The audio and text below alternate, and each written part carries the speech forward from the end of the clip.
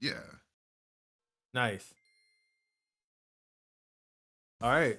Well, hello everyone. Welcome to the Baltimore Facts News and Discussion Podcast. Mainly in the video game realm of things. I have not done this in a while, so I sorry for that ugly intro.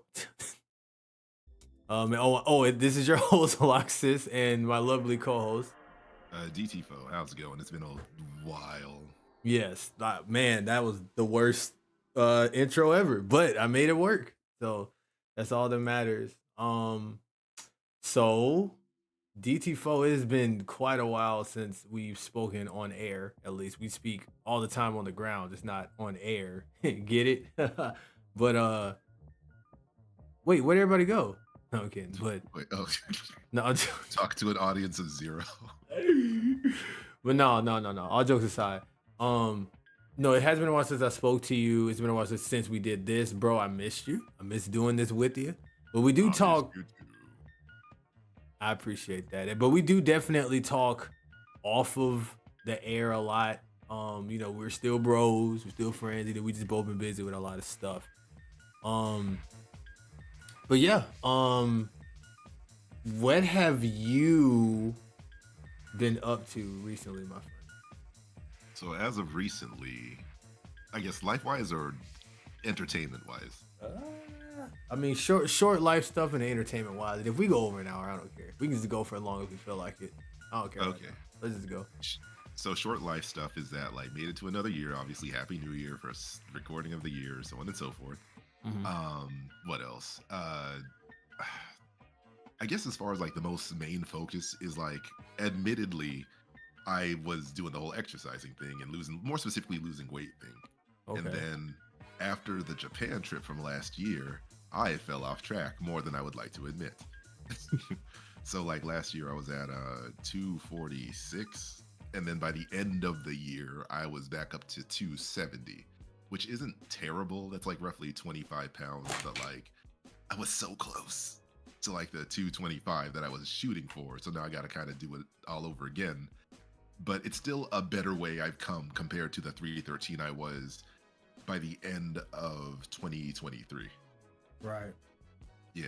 So, thankfully I'm back on track. I'm focused. I'm locked in, so on and so forth. And like as of the most recent weigh in, which I weigh in every Monday, is 264 as opposed to the 270 by the end of the year. Okay. Naturally, that's more likely water weight than anything else. But like looking at like my past projections and stuff, I'm gonna be back in the 250s like within the next 4 weeks if I stay on track, and then the 240s within like 8 weeks if I Okay. keep the ball rolling. Okay. What sucks is that doing it all over again feels slower than the first time around. Yeah. Yeah. Yeah. Yeah. But like away from that though, yeah, back on the whole weight loss game, but I'm gonna get it right this time, especially in time for beach season and stuff, so I can like hit up the pool and everything else, feel confident and schmexy and so on and so forth. But yeah, away from that, as far as gaming goes, I finally took the time to get new games, so I'm actually enjoying some new games. Okay. One of them is Mario and Luigi Brothership. Nice. Yeah, and like so far, not to rag on IGN too hard, but like this game does not feel like the 5 out of 10 that their review said it was. My goodness gracious. And I 100% agree, but we'll save that for, you know what? Yes, F it. Go on about that, actually. So, like, how do you feel about that 5 So, out of 10 rating they gave it? so for full transparency, I tried to stay away from as much like reviews and previews as possible for this game because I sometimes I do like going in blind, Mm-hmm. and some of these previews show so much, and especially reviews show so much that it kind of gets rid of some of those surprises. Yep. But like just out of that random curiosity, I would just see like rumbles around the internet of like a 5 out of 10. It's like, wow, this game has to be like a real disappointment to be a 5 out of 10. Yeah. And like I was hearing some people's words saying like, oh, this was a letdown for the reviewer and stuff. So like that kind of made me nervous, but like I had to remember that, all right, sometimes professional reviewers, sometimes IGN especially, not trying to be mad at those kind of people, because sometimes they get it right, sometimes they get it wrong. But it's like, how bad could this be? So like I finally got the game around Christmas, and like the beginning of the game is admittedly a slow start. Oh boy, is it? Yeah, like it doesn't feel as babysitting as like some of the I think Dream Team, I think it was where you couldn't even skip some of the tutorials and stuff. Right. Yeah, the only thing that would probably make this game rate a little bit higher in my book is if it was a little bit snappier as far as movement goes and animations and stuff. But for what it is like the Mario and Luigi I was expecting it to be if it became 3D, when it became 3D. And then like as you unlock more and more mechanics and stuff, like it gets more and more fun. So like at this point, I'm engaged in the story too. Like it feels if I had well, first let me slow down a little bit. What are your thoughts on it as far as like I don't know why that was so funny to me. I'm running out of control, but like I do want to hear your thoughts before I get into like where I rank it as far as the other Mario and Luigi so far. I hate it. No, but I was gonna say that hello Alexander Smith, welcome to the stream. But yeah, I'll say that so far I'm really enjoying the game. I've been kind of on and off of it, honestly. I think I don't know where I am in it because I heard this game's extremely long. So I could be still at the beginning of the game technically, but okay, how far do you think you are before I say anything? All right, I'm loading it up right now to let you know how many hours I'm in. Oh, okay. But like so far, it feels longer than any other Mario and Luigi I played. Like I was realized like, oh, this is not a Mario and Luigi RPG. This is an RPG. Yeah, this is the real deal Holyfield. Yeah, like I think Mario and Luigi Superstar Saga like takes at most or worse like 20-25 hours if you're trying to find and do everything. Yes. Like, let me see. I'm currently 17 hours into Brothership. And like I don't know how many zones there are because it very much functions in that way. Yeah. But I think I'm in the 3rd zone out of like what looks like 5 or 6. What looks like, yeah. Zone. Like, so you mean like the zone? So you're not counting each island. You're counting like the zone area with the islands, right? Yeah, because like it's not really. This game's been out long enough, I would say. But so I'm zooming out the map right now, and you start in like one ocean, one sea called the Lush Green Sea, and like that already looks and feels big. Like that kind of felt like, all right, the game's gonna take place in the Lush Green Sea, but then you get to the Colorful Sea, and it's like almost twice as big as the Lush Green Sea. And then like after you finish that, there's something called the Burning Sea, and that looks just as big as a Colorful Sea. And then I see 2 other seas, oceans that are still like not unlocked yet. So like I can only imagine how long this game is gonna be, but like if you look at the game's map, it is like huge. But it doesn't feel as bad once you start like making ways around. Like as far as the slow start I was talking about is that when you're first trying to sail the ship around, it feels like it goes slow around the map, but eventually the Toads unlock a fast travel function that doesn't teleport you there, but moves the ship faster so that it doesn't take as long to get to where you need to be. So I will say, I just checked mine. I am, and I agree with a lot of what you said. I'm gonna go in more detail in a second. I am 10 or more hours in, according to my Switch. I just popped the Switch on for a second to say that. But yeah, I'm like, so I'm assuming I'm probably like maybe 13 or something hours. I don't know, but I did make it to the part where I got the fast sale. I do have that. Welcome to the chat. Welcome to the stream, Perk. But yes, I did make it that far. I did make it to I did beat the first lighthouse. I think I just got the second. I just got the second bros move basically. So I got like the one where you can summon the lightning cloud. That's in the preview, so I'm not spoiling nothing crazy. And then they also have the other one. What's the other one? Because Luigi's is the lightning thing. Mario's is something else. But It's called Hatch Me If You Can. Yeah. And have you seen the egg one, the Yoshi one. Yeah. I mean, again, the game's been out for a few months. It's not the main spoiler, but like Yoshi shows up every time you successfully pull off the move. Yes. I like mediocrely pulled it off, and he still came out. Mediocre. But yeah. But no, I was gonna say that the game was a lot bigger than I was expecting too, because most Mario Luigi games are pretty casual, straightforward kind of games, which I like because they're usually made with mobile devices in mind. By mobile I mean like handheld devices, there we go, in mind. So they're not made to be like these long giant RPG games like a Final Fantasy or something. Which is funny, but I will say that when I saw the seas expanding as much as they did, I was like, bro, this is a big game, bro. Like, what the heck? And I need to stream it more. 'Cause that'll kind of get me to play it more too. But I've been thoroughly enjoying my time with it. I'll say, like, thoroughly enjoying it. At first, the quality of the game kind of bothered me just a little bit. Because it felt a little cheap at first. But as I kept playing, I guess I don't mind it because the animations are beautiful and smooth, and I like how they have like a bros move for like your regular move, which is kind of cool. Which is really neat. For those of you that like that classic Mario Luigi feel, and then they have the actual bros item, so you kind of get like both. You get the best of both worlds, kind of thing.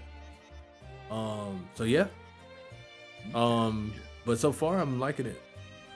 That's good to hear. Yeah, I'm curious how we're gonna feel by the time if we hit the credits. I don't want to assume, force that on to anyone, but like, Oh, I feel forced. No, okay. I can see myself making it to the end of the game. Oh, as far as like what you were saying about it feeling a little cheap, I can kind of agree. Like, I think the aesthetics are the best they've ever looked for, or looks really good for a first shot at real 3D. Not like those 3D segments on the 3DS. But like, because again, this feels like what I would have imagined Mario and Luigi to look if it was in 3D, and they kind of pull it off really well. Cell shaded, bright, vibrant. Like the thick outlines kind of help. The animations are good enough where it almost feels over animated. But the polish that I feel like it needs is like, I could swear that sometimes I get a misinput, or like the visuals will fly faster than or the input flies faster than what the visuals are supposed to be. I can see that. That makes sense. That makes sense. Yeah. Because like there's some bros moves, like one of the Koopa Shell ones, that like occasionally I will miss it despite it looking like I hit it at the right time. And maybe it is just me getting old. 34 years old. Yeah, I think you just getting older. But yeah, I'm kidding. Ah man. But yeah, so away from that, like, it has enough quality of life that helps speed up the game, and like I feel less bothered by the fact that we still don't have Superstar Saga-esque bros moves, because that still is the best of the series in my opinion. Same. But what you get out of like the item bros moves doesn't feel that bad either. Like, it's very visual, there's a lot of flair. It feels snappy, it doesn't feel too gimmicky, like especially Partners in Time and like some of the other Mario and Luigi games have felt. And then one thing I also appreciate is that like it feels like this is a substantial adventure. Like, my biggest problem, the reason I kind of fell out of the series, which is coincidentally around the same time what felt like they stopped making the games, was that Dream Team felt forgettable. And Paper Jam felt like not a waste of time, but like so much missed potential. Like, it just kind of made me salty, as much as I love Mario and Luigi. Don't get me started on Paper Jam, dude. Oh my gosh, man. Like, as soon as I beat the game, I deleted it off my 3DS, because like I don't need this on my system anymore, and I don't really even want to. I don't need this toxicity in my life anymore. Gave me too many paper cuts. But like, this feels like a return to form. So like, as far as a current ranking of this versus the other Mario and Luigi's, I still feel like Superstar Saga is still like kind of peak in the sense of like pacing, tone, concept, gameplay. Like, it's still up there. Like, I think it might be a busted rank, so I don't even really want to rank it at all. Wait, which one again? Superstar Saga, the first one. Okay, I thought you said Partners in Time. Nah. So like, this is currently tied with Bowser's Inside Story. Really? Okay. Yeah, because like, I haven't even beaten it yet, and you're saying that. That's crazy. Yeah, and then maybe it could just be like, it's been almost a decade since the last entry, so that could also play a part as well.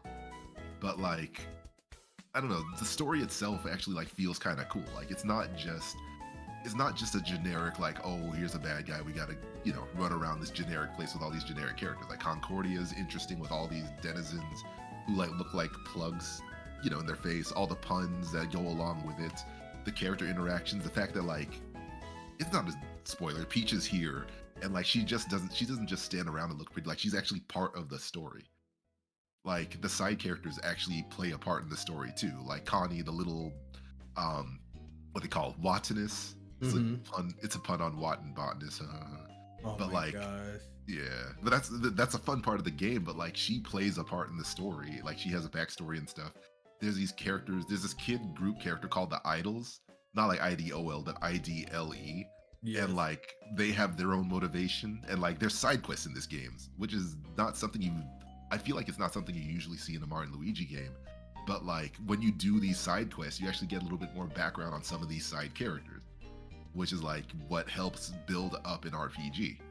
And I feel like you didn't get as much of that in uh was it Paper Jam and Dream Team especially. Right. Yeah.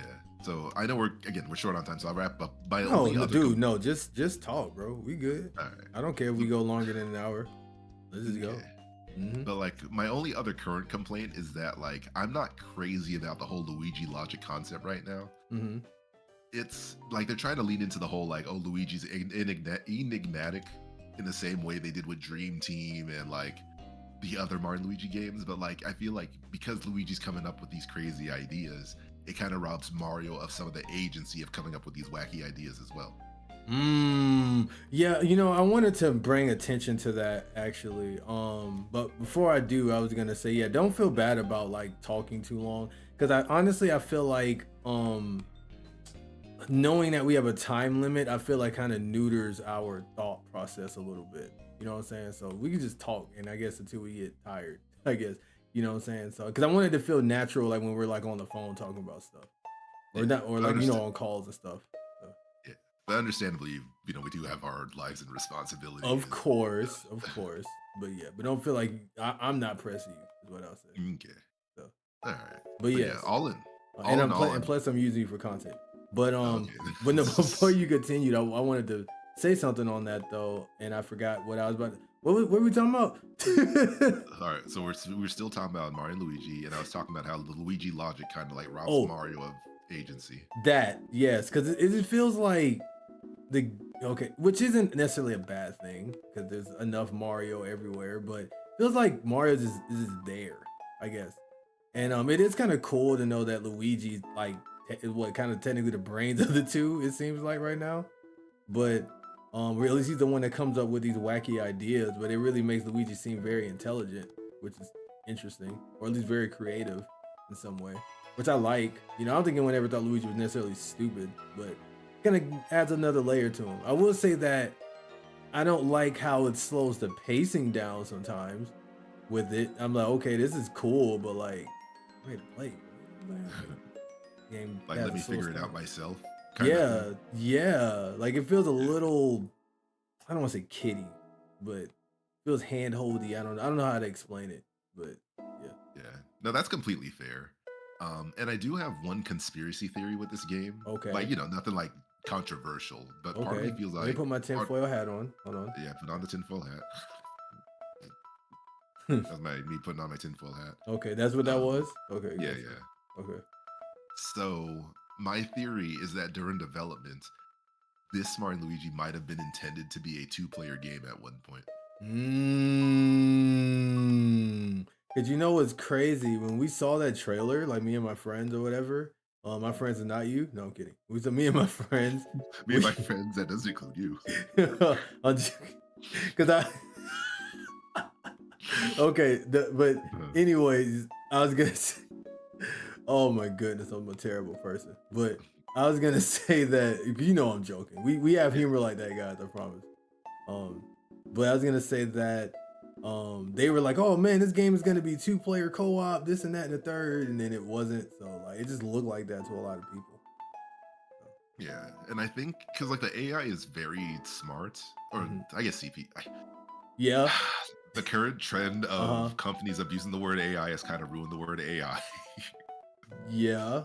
Yeah, but Luigi's AI, the CPU, is intelligent enough to like kind of do some of the functions that make the game feel like it was at one time set to be a 2-player game. Yeah. Like I remember hearing a small short controversy where like, oh, Luigi jumps automatically, and like go playing this game, it doesn't feel bad because it works. But like I do understand like the diehard faithfuls who like really love the original Mario and Luigi's want to control Luigi himself, but like it works here. But in the way that it works, where you have to hit the L button to like pull certain radishes while you're pulling other radishes, or hit certain boxes that are farther away from you, or like how it pulls out that camera. Like there's a moment where like Luigi has to stand by a button and hit the button with the hammer, while Mario's running around doing stuff. And that feels so much like, hey, player two, pick up the controller and control Luigi while the Mario player does their thing. Yes, I think adding on to that, and I see you guys talking in the chat. I'll acknowledge some of your comments in just a second. But I was gonna say, while my thought is there, I agree with you. Do you think that maybe this is just a testing phase for that? Like maybe like they're seeing kind of how a Luigi independent workflow kind of works first before they have it where like a player can do it. Like maybe they're just testing it out. It's possible. I mean, wasn't there like a rumor that like this is one of those Nintendo games that was approved almost a year in advance or so? That I'm not sure about. Yeah, there was some news going around. Like there was a couple games, and I think they said like Fire Emblem Engage was one of the few Nintendo games that like was approved well before its announcement and release. And I feel like it was either Mario and Luigi or Mario Wonder, one of the two.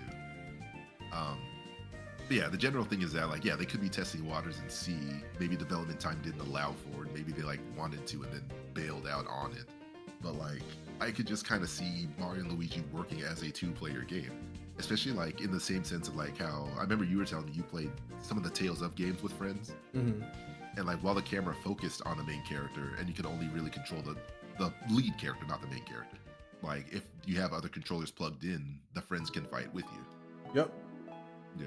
And then with them having so many couch co-op games, especially a lot of couch co-op Mario games, like especially in the latest years, you think they would capitalize on that with an RPG, and that would have definitely like put this game even further apart from any other Mario RPG that ever came out with that. I also kind of feel like this game feels kind of like a reboot of Mario Luigi in a lot of ways. I don't know why. Like it feels like, was this the game I was thinking of? There was a game I was playing recently that I said felt like a reboot, kind of. Like they're trying to reboot the series a bit. Well, okay, it was this one until I saw certain characters kind of show up. But I don't know, this game feels like they're kind of trying to start something new a little bit to me. It's hard to agree, mainly because of like how you're gonna see a lot more familiar faces as you continue on. Yep. And like they bring things up in a certain way. They don't like say like, oh, we were in the Bean Kingdom and like they don't say that much, but like one of the characters literally says like, I used to help them on their adventures. Yeah. If you know who that might be. But like that kind of acknowledgement makes it seem like it's not really, because like these Mario and Luigi games aren't really hard sequels to begin with. The only ones that are really closely tied together is Mario and Luigi Superstar Saga and Bowser's Inside Story, because Fawful is like the connective tissue between the two. Right. Well, I guess in this case, I guess I meant more so like, because I noticed some of the characters that came back too. Like maybe after this game, they may be wiping their hands clean of everything that came before, maybe. But I'm not sure, honestly. I think I just felt like that at the beginning of the game because of just how different it felt. Not in a not super great way at first. But then as the game started tying together, I'm like, okay, this feels like, honestly, it feels better than any of the Mario Luigi's I played so far, honestly. Like, so I see where you're coming from. Like, as you keep playing it, you're gonna like, not you, but you know, people may start feeling that same way too. As they're playing it and stuff. I do get a sense of like, maybe not so much of a sense of like trying to reboot the series, but revive the series. Okay, I like that. I can go with that too. Maybe that's a better way to say what I'm trying to say. Because the biggest issue between like the era of Mario RPGs, like all-encompassing RPGs, like especially during the Wii U and 3DS era, was that it felt like someone within Nintendo was saying, hey, somebody's uncle at Nintendo, dang it. They were saying like, it felt like they were saying, don't be too ambitious with these games. Like that's why the Paper Mario games felt so stilted. That's why you didn't get too many original characters. That's why, like, you know, despite as fun as Paper Mario Origami King was, like it still felt like it was kind of like held back by what it could have been, because Paper Mario 2 set such a high standard as far as like story, adventure scale, OCs, gameplay and stuff. So then you got Dream Team, which did take place in a unique area, but like it still felt very, it doesn't feel like led up to really anything. It would just like kind of run around these places, collect I think the pillows, and then like save the kingdom of whatever this pillow country is.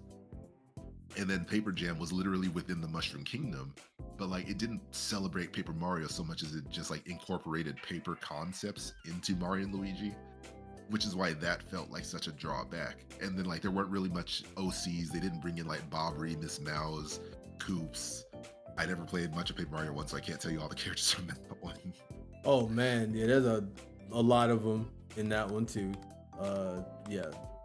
Yeah, but basically like they didn't play with that concept, which led to the disappointment. And then all the areas felt very generic. Like there was Peach's Castle, but then there was like the grass zone and the lava zone and the ice. It's all generic basically. But here in this new Mario and Luigi, it feels like every island is. Some islands are generic. There's a desert island. There's like a rainforest island. But like then there's some very unique ones. Like there was one called a Twist and Sprout. And like when you get there, you're literally hearing like that what's that music like from the 70s? Twist and Sprout. Yeah. Come on and sing it a baby. Yeah. Like that's the Beatles. Well, it's not so noted, but just more like the music style. Like you're going to like what they say, like, hey, let's go to the soda parlor, or like a burger joint, and you're hearing the record playing music, and the Fonz is sitting over there. Like you hear that kind of music, and like you see the characters walking around. It's like, all right, I see that and I feel that. There's like another island that's just full of artists called like Rumbla Island or so. Yes. And like these places feel like actual places with actual characters that are doing their own thing. There's one island called like Lotta Coins Island, and it's literally like a business centric, where like everyone's talking about work, trying to do overtime, like that kind of stuff. Like, oh, I'm talking to you too long, I don't get paid for overtime, so let me continue on my way. So was that a reference to anything? Yeah, you know, remember when Sonic said that? No food or movies. I'm out of here. Oh yeah, my bad. I like running better anyway. Yeah. Also, not to distract for too long, but can you believe he actually said that? We'll get into that. Sure, okay. That's a section on its own. We'll get there. All right. Yeah. But long story short, because I think I'm the one yapping more about this game, is like feeling good about it. It is probably one of the feeling good. Feeling like one of the longest Mario and Luigi games out there, maybe even one of the longest Mario RPGs that's close to rivaling Paper Mario 2 right now. But so far, I'm having a good time, and IGN is full of crap. Wow. Not being too mean, but like I don't see a 5 out of 10 from what I'm getting out of the game right now. Okay, excellent, and neither do I. From what I'm getting out of the game right now, that's 5 out of 10 to some BS. Like I told, especially in comparison to the other Mario Luigi we've gotten in the last since the first one. But I'm kidding. But no, I like all the other ones too. But I'll definitely say, for one, thank you everyone that's tuning in so far to our podcast, whether you are live or you are watching this in VOD format. Thank you. I know it's been a while. We're gonna try to get these out a lot more frequently, right, DT Brown? Yeah, sure. Yes. Yeah. Yes, but I'm just gonna check out some of the comments real quick. We have people in here that said stuff. Thank you, Pixel, for coming in. Thank you, Alexander Smith, Perp, and Milk Tea. Everyone that's in here, lurking and all of that. Perp was asking questions about rivals and crouch canceling, and honestly, Alexander Smith said the best things for you to do. Honestly, I got added on here. Who added me? Oh, we're just chatting about Rivals 2. Okay, and what were you about to say? The best tip for playing Rivals 2: don't. Oh my God, you need to get on that game. Yeah, I really want to, but it's just I'm not ready to jump into spending money to buy another game just yet. I'm not ready to let go. But I was gonna lurking while traveling. Oh yeah, no worry, Pixels. Thank you so much. Milty says Mario Luigi Bowser Inside Story was the last dope Mario RPG. Man, thinking about it, we're not counting remakes.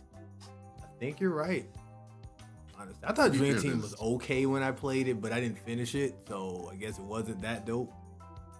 And like, to be fair, including Brothership, there's only been 6 entries, and like, so you got Superstar Saga, you got Partners Time, you got Bowser Inside Story, you got Dream Team, and you got Paper Jam, and then Brothership. If you take out Brothership, that's like a 3 out of 5 hits basically.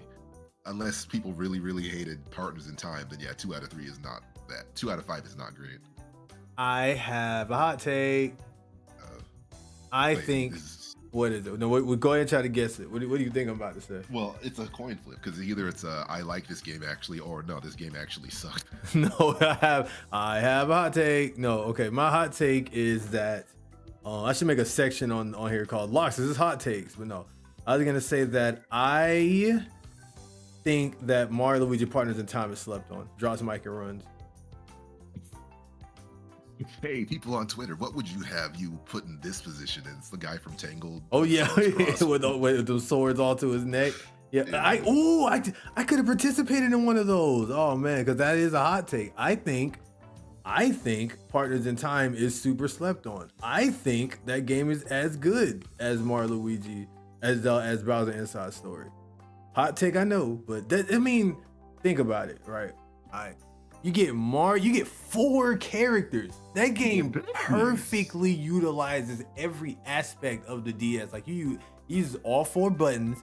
It uses both screens. I mean, Bowser Inside Story does too, but the way they do it on that game is different. You get Baby Mario and Baby Luigi, bro. Like you get to see Mario and Luigi interact with them outside of a spinoff. Like they were actually kind of important. It was so cool, dude. It was so cool, man. Like it was a step back from the first game, and I was only slightly salty because they didn't have Bros moves. But looking back at it, like I think that game was pretty awesome. I think that game slept on to me. But you get yourself featured on Coney's stream with that take. Dang! So you obviously don't agree. So that's cool. So Yeah. I can agree with the point that it slept on because I don't people always talk about like only Superstar Saga and Bowser's Inside Story. Like as good as Bowser's Inside Story is, I think it's more good. Bowser's Inside Story I think is strong story wise. It might be the strongest Mario and Luigi story out of all 5 of them. Okay. Because like the Superstar Saga is just kind of going through, it's very much a classic RPG thing where it's like going through all these vignettes before you get to the end. There are some connections, but it's basically like, we wind up in this new kingdom, then we run into Cackleta, and then like, oh, here's Bowser, but he lost his memory. Oh, here's Popple. Oh, Birdo has a crush on Popple. It's like you just kind of go in the most respectful way. You go through the motions before you get to the end. You might collect these special stars, and then you get to the end. But like Bowser's Inside Story felt like a lot like Partners in Time also feels like a stronger story than Superstar Saga because it is so intertwined with like the beginning of Mario and Luigi trying to keep the babies safe, including Baby Peach, having to deal with Baby Bowser, who looks like Bowser Jr., I think, at that time. Yes, he does. So, like, he just has a white scarf with nothing on it. Yeah. I think as far as mechanics wise, it was interesting, but I think also a little bit rough because some of the I forget if that one has touchscreen mechanics, which makes the game not age too well. I think it does. But like the rougher thing is like as cool as it is to control 4 characters at once, I think it winds up being too much for what you kind of hope for a Mario and Luigi RPG, where like it's usually like protect Mario, protect Luigi, attack with Mario, attack with Luigi. But then you throw in 2 more characters, it's like, oh, now I got to focus on all 4 buttons instead of just 2 of them, basically. Yeah, no, that's a really good point actually. I can see why somebody would say that, even though they're wrong and you're wrong. But I mean, I can totally see how you got to that conclusion. That makes a lot of sense. Even if you're wrong, it's totally and objectively wrong at that. Yeah. Totally. And then like one has to either feel positive or negative about the time travel plus aliens concept, which is like it's fun, but like I think it did as good as it could do as a second entry in the Mario and Luigi series, basically. Before they even realized there was going to be a 3rd and 4th and 5th. I think it's firmly up there because of the time that it came in. That makes sense. Yeah. Also, I'm getting like, absolutely bodied in this damn destruction derby on Kirby Air Ride. That's what you get for having a bad opinion. What? How dare you? Why I oughta. Why I oughta. So like, I mean, I guess as far as ranks go, how do you feel about the series as a whole so far? ISB, welcome to the stream. You're an amazing streamer. Thank you so much. You're an amazing person and an amazing content creator yourself and an amazing viewer. Thank you so much. What would I rank this game, or what would be my ranks of the game? What would be your ranks of the game so far? Mario Luigi or any of all the RPGs? All the Mario and Luigi's.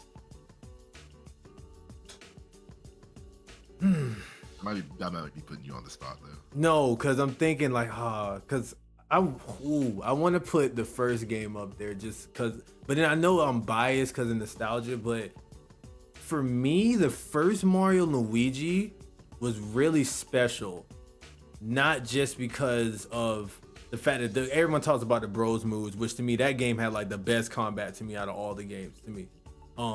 Second after that, I might actually say it's this recent one, honestly. The combat feels really, really nice and it flows well. But I would say that I know the story is very linear.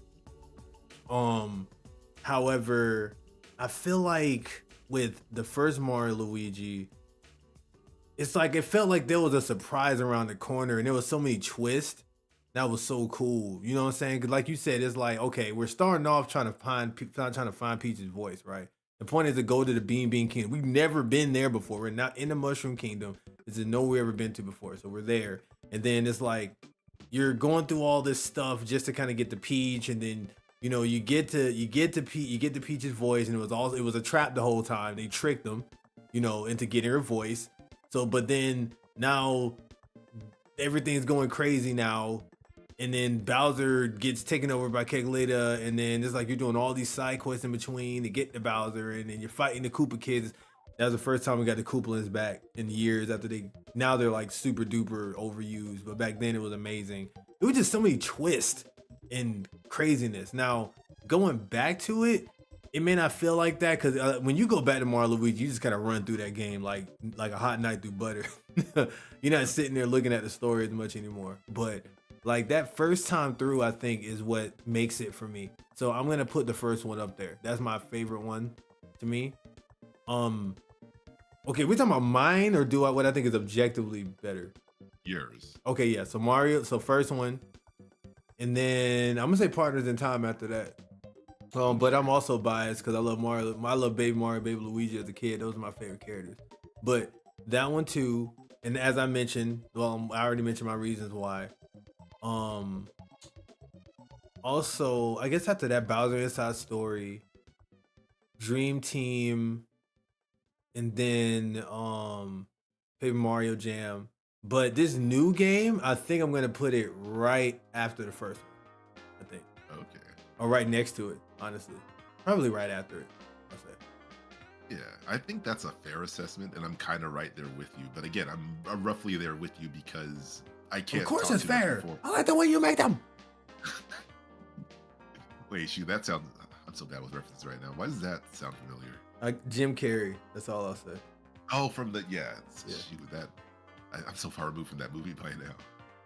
As much as I enjoyed it, but yeah, no, I do agree that like this is definitely like gonna rank up there with the best Mario and Luigi's, and I think part of that is because like I have no idea where this is gonna go.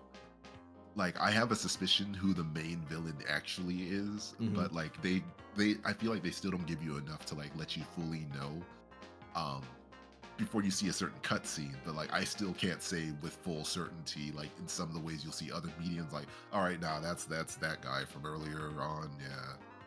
And then like when the surprise finally happens, like, oh no, who could have seen that coming?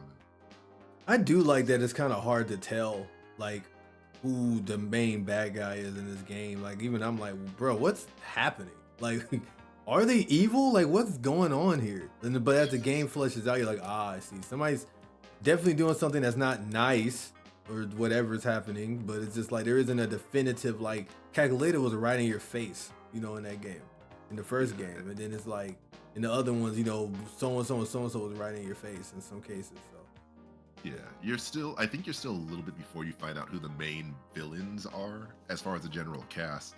But like I will say, I'm 17 hours in. Some of that time was spent doing side quests, and I've yet to see Bowser. But we know Bowser's gonna show up sooner or later. That's another thing too. Where is this guy? Normally we see him on the side. I mean, I'm sorry, I cut you off, but it's like, wow, that's another thing. Like I haven't seen this guy yet. I'm like, usually we see him doing some things, Yeah. So like that's why I'm feeling good about this game, because like it doesn't feel like they're kind of like they're not playing on nostalgia so hard of like, oh, remember this guy, remember that guy, or like you wanted to see him sooner, so they're just gonna force him here now. It's like, Right. oh, here's Peach when we're ready, and like clearly here's Bowser when we're ready, and he's gonna show up. I know he's going to, but I just don't know when, and I don't know how. Because like even not without spoiling anything, Peach is playing a part in this story that I didn't expect. I thought like it was gonna be like, oh hey guys, you found me. Now I'm just gonna stay in the hub area for the rest of the game. Like it's not any real spoiler, but like she pieced out. She's doing something, but they didn't say what. So it's like she's no longer on the hub island, but she has agency in this game as well. Wait, they did say what she was doing. Cause you had to Did pick they? between her and another person to do some espionage type thing. I thought. And Oh, she's that's just doing that. one part of the story. Oh. Yeah, like there's more to it later on, but like, and anyone who's struggling with that decision, if they haven't played that part of the game yet, I will say I think the only difference is that like it makes the game easier or harder for you, and they say just as much. I don't think it has any story impact though. No, and I was gonna go the harder route, but now I'm like, I just kind of want to enjoy this game and beat it. So, and then I didn't want to get to the point where, yeah, that's all I'll say. I don't spoil. But yes, I'll just say that I didn't mind. I didn't feel like dealing with that. I'll say I just want to play the game. It's already long enough. So. Yeah. Like since we're both clearly not that far along, I guess we'll try. Maybe we'll do like a Mario and Luigi Brothership spoiler cast later on. I'd be down for Assuming, yeah, assuming we get far enough and or beat the game. No, I think I'm gonna just go ahead and bite the bullet and stream the game so I can beat it. Because I think me streaming it will make me beat this. I feel like I got such a huge backlog now because I don't stream games as much as I used to. Like I'll just stream. I do stream games. I just stream some of the same multiplayer games. But I think if I start doing like some single player games again, I can kind of hash through a lot of my backlog. So. That would help. Also, speaking of, because like this is the perfect segue before we move on to another game, but like I don't think I mentioned last year and this year I actually tried to copy a couple of YouTubers and like do an actual backlog list. Okay. Yeah, so like because I guess the concept of playing with intent can help one try to tear through games better than they would if they're just like kind of looking at their shelf and going like, oh, I don't know what I want to play next kind of thing. Right. So like, and I can share it with you on Discord a little bit later. Actually, Yeah. let me just pull it up now so you can actually get an idea of it. There you go. Games to beat 2024. So like I made just like a whole list of games I really wanted to play and made the rule for myself that like I'm not gonna force myself to play them all or beat them all, but because I have this list to refer to is like when I'm done with one game or if I want to juggle games, then like I look at that list of games I know I really want to play. All right, I sent you the link to last year's list so you can see for yourself. Okay.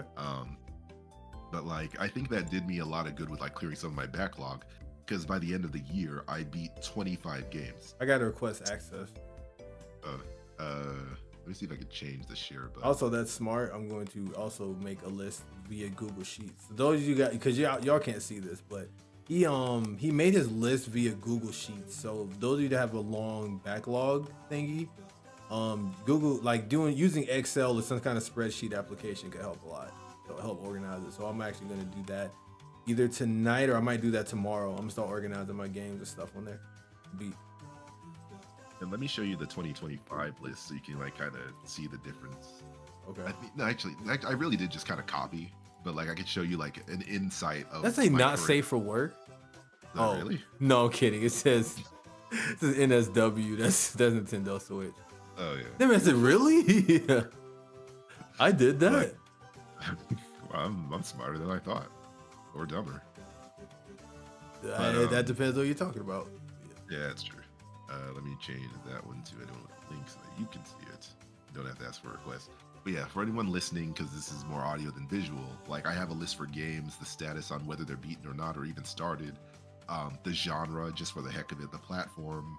I'm a primarily Switch player, so that's where like 99.9% of the games are going to be. The day I see. the day I started the game, the day I finished the game, and then the estimated playtime. Because some of these games on the list are games that like I was halfway through, but like I threw them on the list of like I want to hit the credits, basically. So it doesn't like account for the total play time, but there is some idea of like how much time I put in within the year. And then a notes section of like how I felt about the game, if I had any real thoughts on it. I think this is actually really cool only because you just never know those times where you like, oh man, when did I play that game? I know it was sometime in this year or that year. You can literally just pull that up. And then, so I'm assuming any new game you get, you're going to add to this list. Not to the 2024 list. I shared the link to the 2025. So that's the one that like, because, I don't want to, I guess I could have like a lifetime list, but I think a yearly list is kind of like easier to manage at the currently. And what you could do also, you could, instead of having to make so many different spreadsheets, you can just make a new tab for each year right here at the bottom where That's sheets true. That's true, but if I acknowledge it, then I'll look stupid. So, that's a stupid idea. So we'll just act like, you might have thought about it kind of on the side. You know what I'm saying? Yeah, exactly. Also, it proves that I've never been that big of an Excel spreadsheet type person. Because like the biggest education I've got is just like in grade school. So all I know is just functioning on one page. Bro, to be fair, that was literally me until I started working at my job. And my job, not my job, but the people that I support at my job, because they're medical people, they use a lot of Excel, so much Excel. So I had to learn through my time there, and I still don't think I'm that great. Like if somebody did like a quiz for Excel for me, I don't think I passed the whole thing. So like I just know what I know from watching other people. So. Find the file button. It's at the top left. Congratulations, you passed. No, see, the problem with me is that I'm an overthinker. So they're gonna say that, and I'm like, wait a minute. I know I knew what that was, but what did they mean a different kind of foul? That's too easy. Now I end up sitting on that same question for like 25 minutes, psyching myself out. Like, wait, maybe this isn't a trick. Maybe they think it's a trick, so I think it's a trick, so it's something else. You know what I'm saying? So, yeah. And like, putting Excel into perspective, it is basically like coding. As someone who doesn't code, it feels like it's like kind of a big part of it's like coding, or at least like the kind of problem solving. No, it has some of that in there because you can actually add data and macros to it and all of that. So there's a little bit of that in there. So you're not completely wrong. Where am I going? Like, you do city trial and you get so much crap that you're like flying all over the place when you finally do the regular race. You can't control yourself because your stats are too crazy. Yeah, I'm that guy. I wouldn't know I keep getting beaten up and losing my power-ups.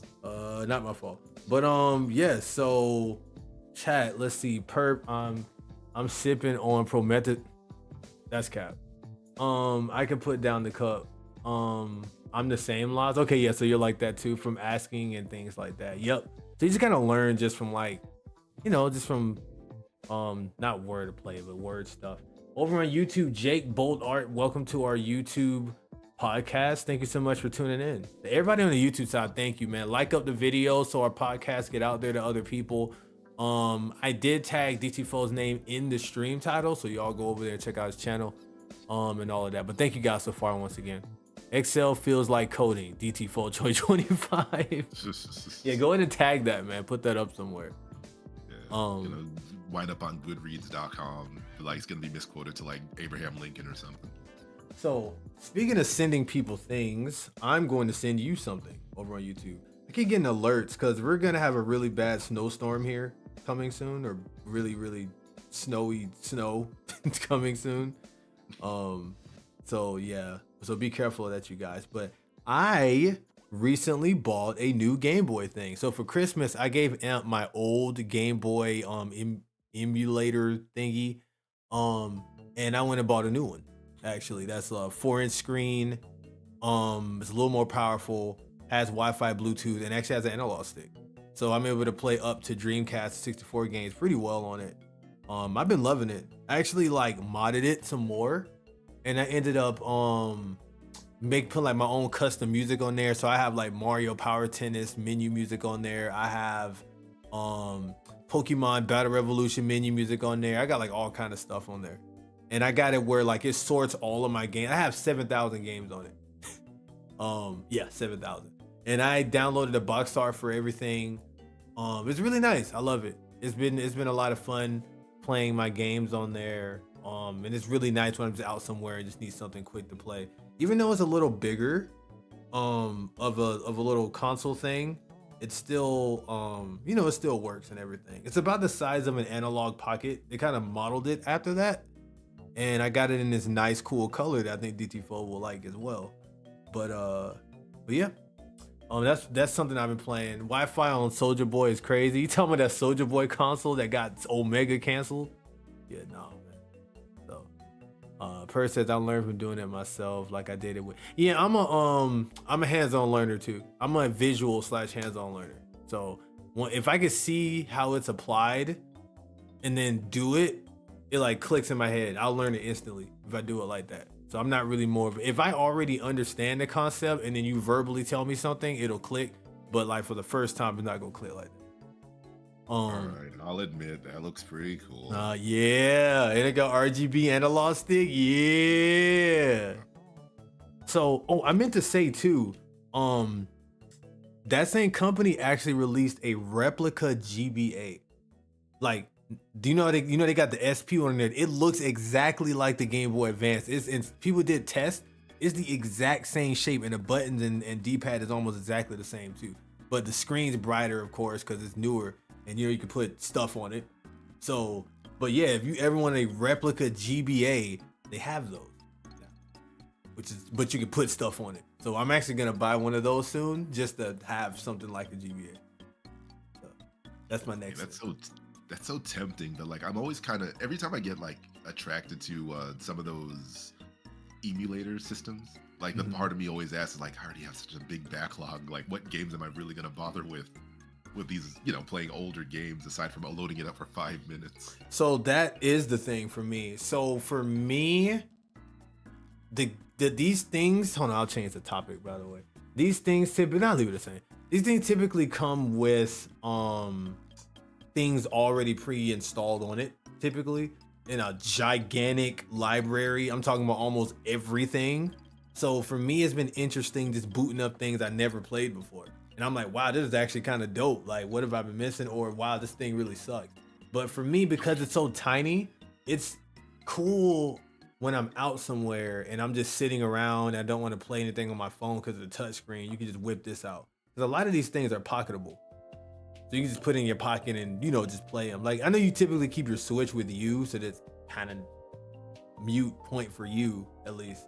Unless there's just happen to be games that's not on that you can play.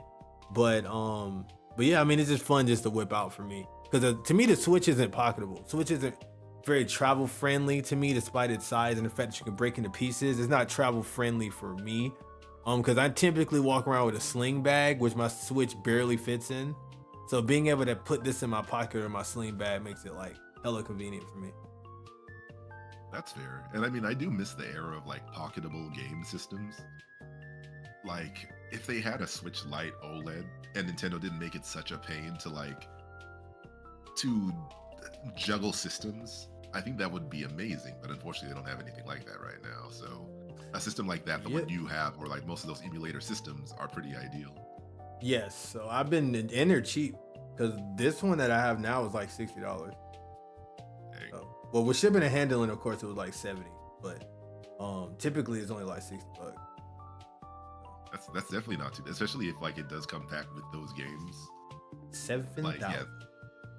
Was it 7,000? Oh, 7,000. Oh yeah. That's definitely yeah.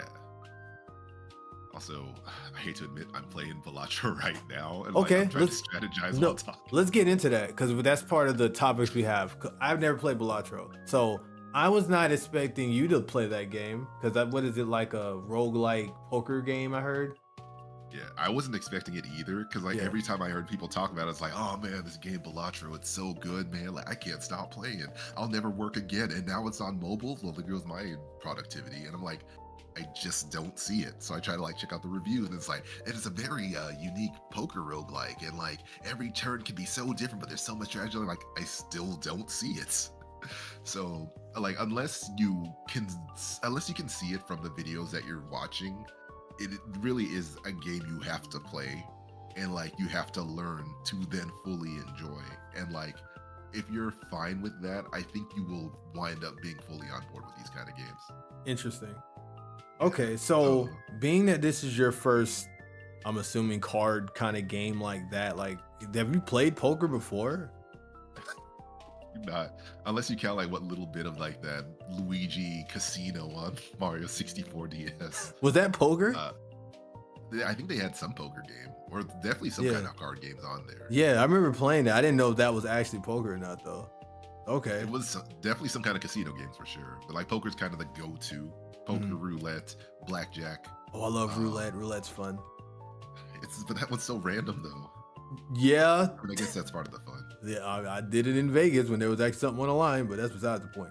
See, that's the rough thing. No, there's nothing wrong with that. My problem is that like the request to play those games, like the bar is so high. Like they're asking like drop $5, $10, $15, $25. Like I'd rather just do the slots.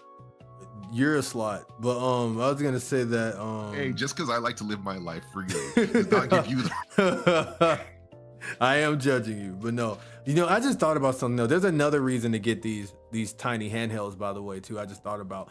So going back for just one quick second, because I was thinking about like, why do I go? Because I've been playing Link's Awakening on it, the OG one on the Game Boy Color, with the Game Boy Color version, and it's been fun playing it on that because it's kind of close to the original hardware, like the way it was intended to be played, and the resolution's better. I don't like playing emulated games on my Steam Deck that are like less than like maybe 64 era, like handheld era, because it's like blown up on the screen. I feel like the buttons don't feel right. So just to have that more close to fit kind of feeling playing those games, I think that's what it is for me. I'll say that. Is that too, and the resolution thing. I just want to throw that in there.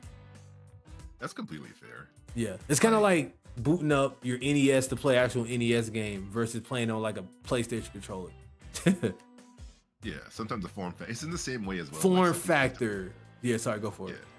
And some people like to play certain emulated games, like with the scan lines and stuff. Yes. They'll say that the scan lines make the games look better. Yeah. Even though that's cap, but yeah, I'm somewhere in between the two opinions. But yeah, that's cap. I can see where they're coming from, but I don't feel like I necessarily agree. No, man. I don't see or hear where they're coming from. I don't, or touch it or smell where they're coming from either. I don't. Okay, but no, because mine came with scan lines on by default. I'm like, how do I turn this off? I'm trying to see the bright screen on these games, bro. I'm not trying to relive these. I'm just kidding, but no, I understand though, because some games were actually built with that in mind, so it's actually supposed to look like that in some cases. But I don't want to. Let's go back to Balatro though. Balatro. Yeah, Balto the movie. Game. So yeah, my favorite wolf, Balatro. Remember when he saved that Alaskan town? I do remember when he saved that.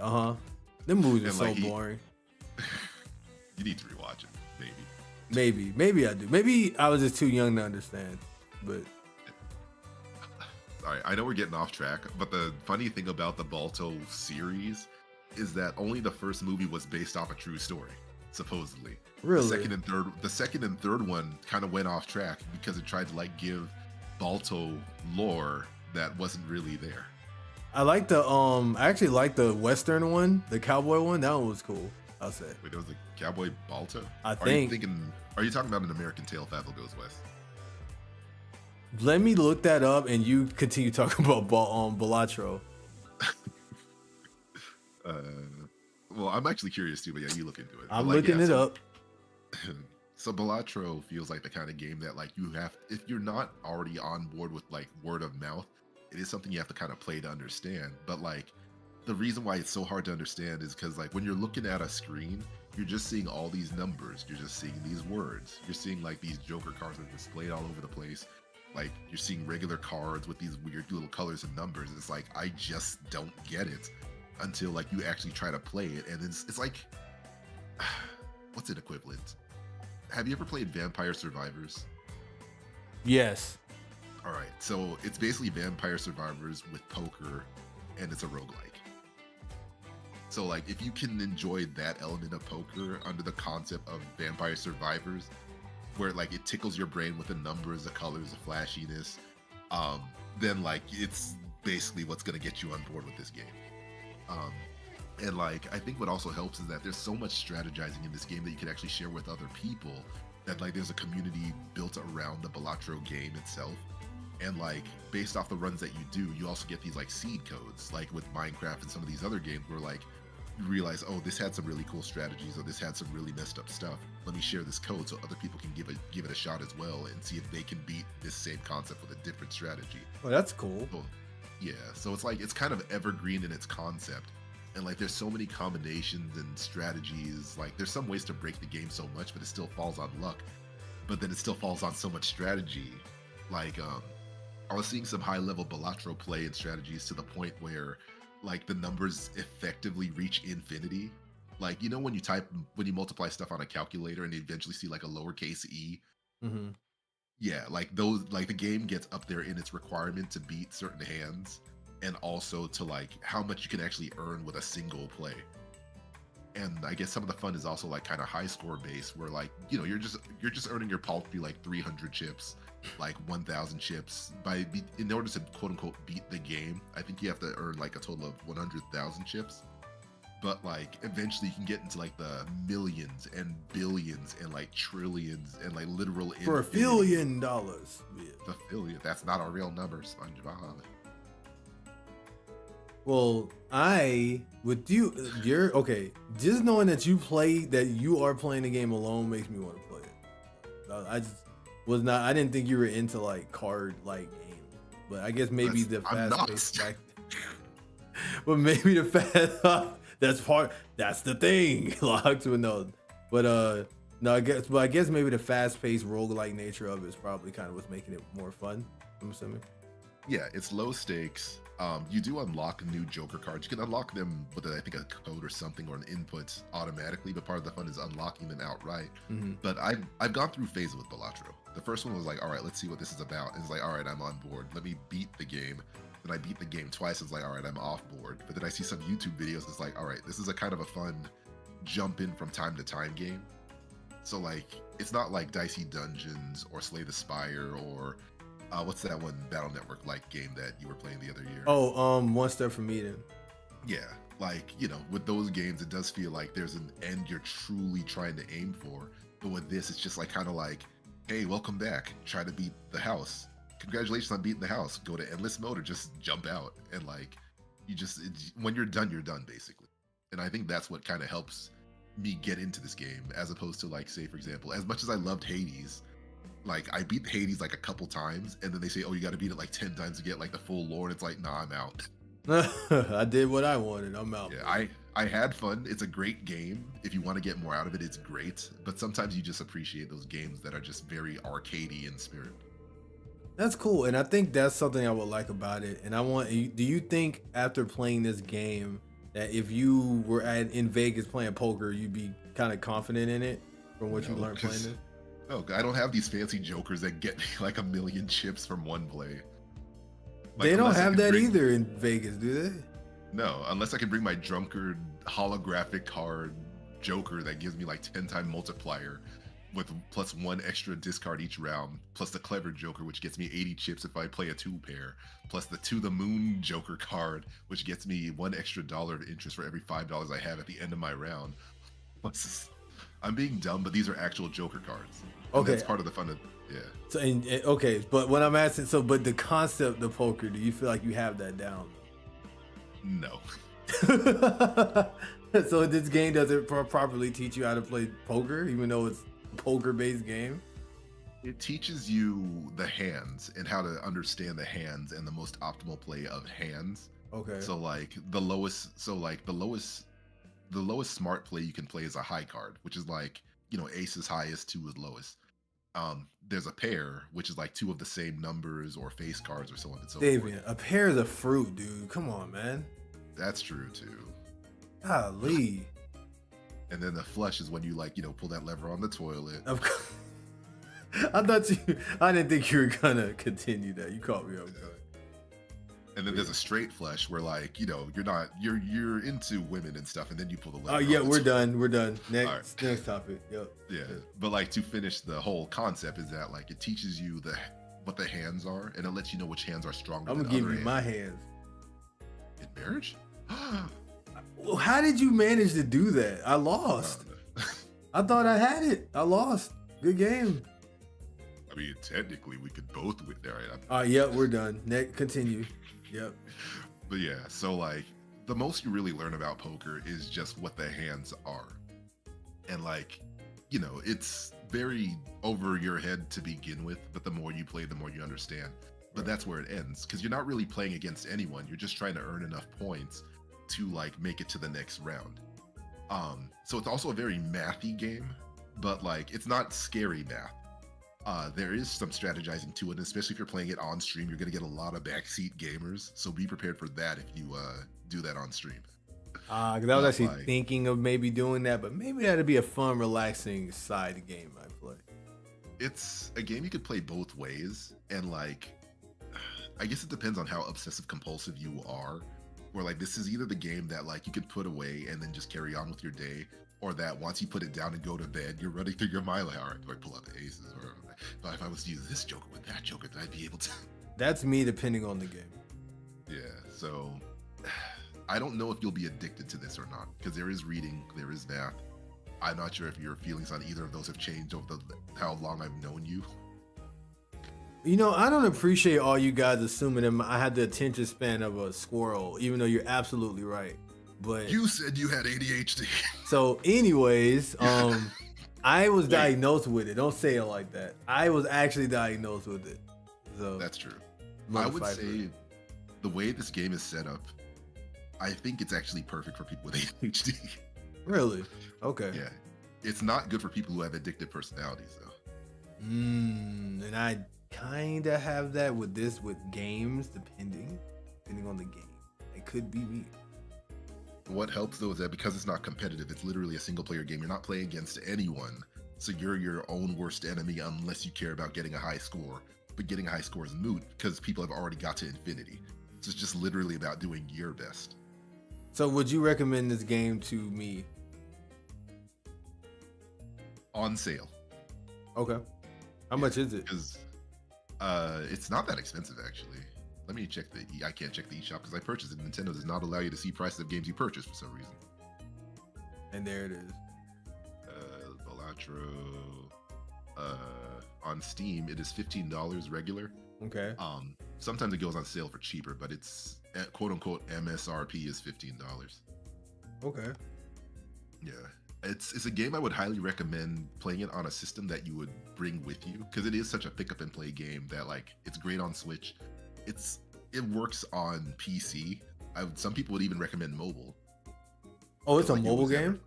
Yeah, they released it on mobile like not too long ago, and the ad that they released for it is like very much like, we know you're gonna sink a lot of time into this kind of thing. Oh shoot, I might do that then. Give me an excuse to play a game, and I got that big phone too. And I'll get on my Steam Deck as well. Yeah, I mean, it's a cheap game in like the best way possible. Like it was in the running during the Video Game Awards last year. I remember actually. Yeah.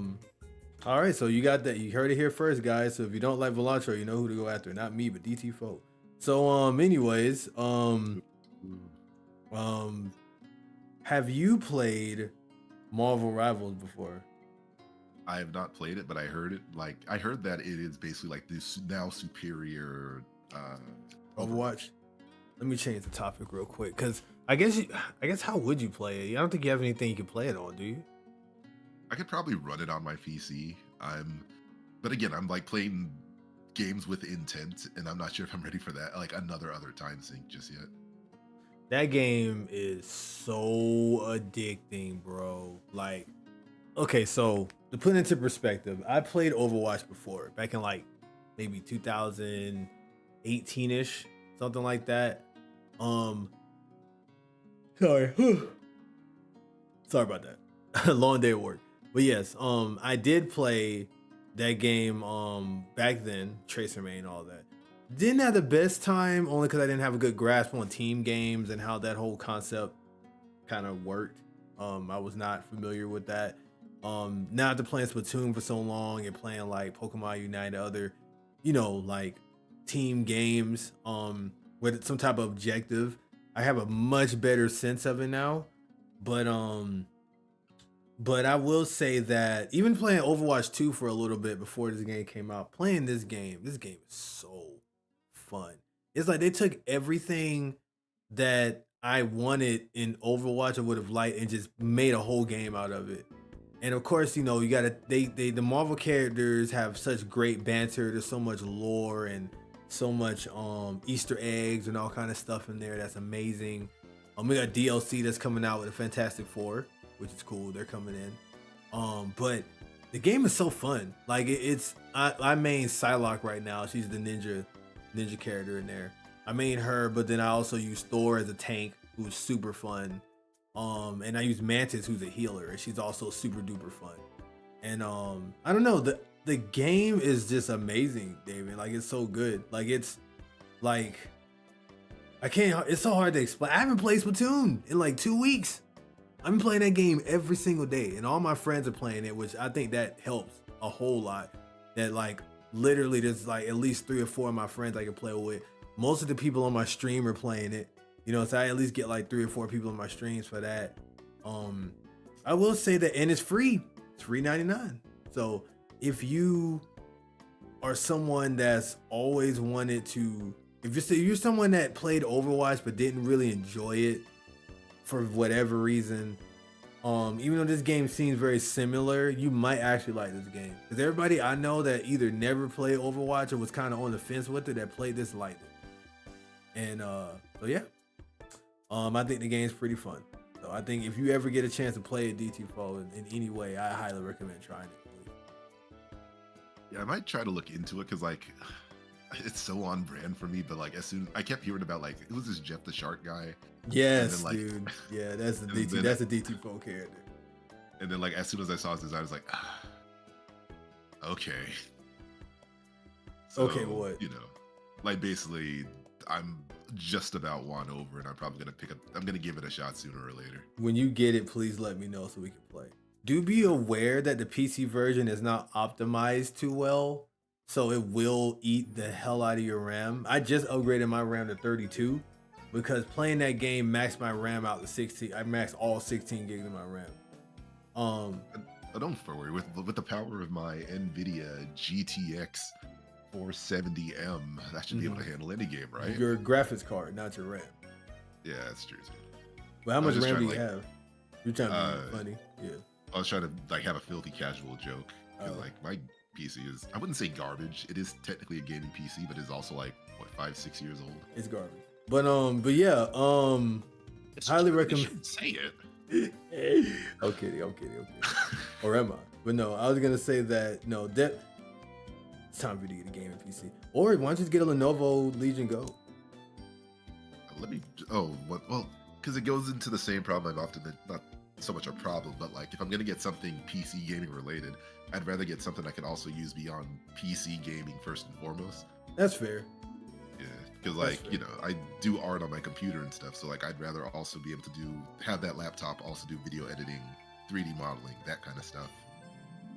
That makes sense. Yeah. That makes sense. I was thinking more on the handheld side of things. I know you like to take stuff with you, but that could be something you can get on the side. You know, after you get your all-purpose desktop. That makes a lot of sense, though. Yeah, because like if my budget was better at this current moment, of course I get it. I get it all. But like as far as priorities currently go, I'm also waiting out for the Switch 2, which is gonna be happening sooner or later. Everyone's sure of it. But yeah. Above that is a new modern gaming laptop specifically that can handle other stuff. Wait, DS Cookie. Oh, you talking about the music, Milty? I was like, what do you mean? Okay, but no, sorry. But yes, Marvel Rivals, get it. PS5 or PC, super fun. Highly recommend. If you like Marvel characters, if you think like team-based games, get it. It is a shooting game, but it's third person, which I like. I prefer third person shooters over FPSs. And there's a lot of melee characters in that game. So, well, there's a good bit of melee characters in that game that are fun. So, try it out. Yeah, real quick. Okay. The biggest advantage of Marvel Rivals, that's what I was going to talk about, is that it has the Smash Brothers effect, where what helps elevate it is having all these familiar characters in like a cool concept of a game. Same thing with Marvel vs. Capcom versus other fighting games, like Dragon Ball Fighters versus like, you know, out of nowhere fighting games. Like they have the luxury of having these characters you learn to love, and like, you know, that'll be the onboarding ramp with every other character that you learn as well. Whereas like, oh, I like Mario, I like Pikachu, I like Link. Hey, who's that robot character with a charge arm? Oh, that's Samus. he looks cool. Wait, Samus is a girl. She looks cool. I'll play Metroid. What's funny, when you said that, I thought of Mega Man, but so you just described like two characters with that. That's hilarious. But go ahead. Bobby. And then like with Marvel, like even going back to the movies, they started with Iron Man, and he was like kind of the go-to. Spider-Man was also kind of up there, but like they didn't have the rights to him at the time. So they used Iron Man, they used Captain America, which is like, you know, post 9/11 America, so on and so forth. America. And then America. And then they introduced like Thor and everyone else. So like it feels like the same thing here with Marvel Rivals. It's like, oh, if you like any of these Marvel characters, you're probably gonna like these games more than as opposed to if you've ever heard of Overwatch for the first time today, like unless you're into the sexy, appealing visual characters, or Winston. And or Winston. There you go. Then like, you know, you don't have as much of that attraction. So it would have to be the gameplay or the aesthetics as opposed to the characters necessarily. Boy, did they land that right with this. They got the familiar characters and that familiar robust oh dang it. They have a familiar robust designs too, you know what I'm saying? They are real robust, you know what I'm saying? And the funny thing is that they leaned into it as well, because I think during the winter update video they were showing where they say like, oh, Venom has new costume too. Like he had some comments and like they were rotating the camera and the camera did stay a little bit around the rear side before it like went to the face basically. So whoever's working on this game knows exactly what they're doing. Oh, look, they know exactly what they're doing. Cause they're ugly only because like even in the video, when they showed an Invisible Woman from Fantastic Four, the exact angle of that camera was to show her goods. You know what I'm saying? And I'm just like, wow, y'all are really, really doing this. Like, y'all are really, really doing this. So, yeah. They know what the people want. Look, you know what I'm saying? I made my character because she helps me do what I need to do. You feel me? It ain't nothing to do with none of that perverted stuff like some of you heathens. Yeah, it's the same reason I got Playboy. It was for the articles. All right. So, anyways, what's up, X? Welcome to the stream/podcast. What was I about to say? So yeah, anything else you want to talk about with Marvel Rivals at least? I don't really have too much to add. I'll look into it eventually, but that's like the most I can really say at the moment. Please let me know when you play it. I'm gonna be very upset with you if you play it and don't tell me. I need to know. All right. Yes, I am that controlling friend. I'm kidding. Where am I? But yes, I was gonna say, so we talked about the Sonic 3 movie, or we slightly brought it up. So, what did you think of the movie? Did you see? I'm assuming you saw it, right? Yeah, I saw it. Okay. Well, for the audience, yes, I saw it. Okay, there you go. So. And it was, in my opinion, the best of the three. Like, it feels, every time I walk out of one of those Sonic movies, it's like, I can't believe Sonic's actually cool again. Like, unironically yes, cool again. Bro. Yes, bro. Mm-hmm. And like, it also just feels like a miracle that the series managed to get here from where it started, basically. Are we the movie series? Are we spoiling on here, or we're gonna wait? Well, it's been almost a month, but I guess get opinions from the people who are currently listening and let them decide, I guess. Okay. How do you guys feel about if we started talking about the movie? Spoilers specifically. Spoilers specific. How do you guys feel? And then we'll wait on that, but I'll give my thoughts on it. So I watched it. I'm fine. Okay. What about the rest of the chat? I will say for me, I spoil. I'm trying to talk to. TLs, you do what you need to do, but what you need to.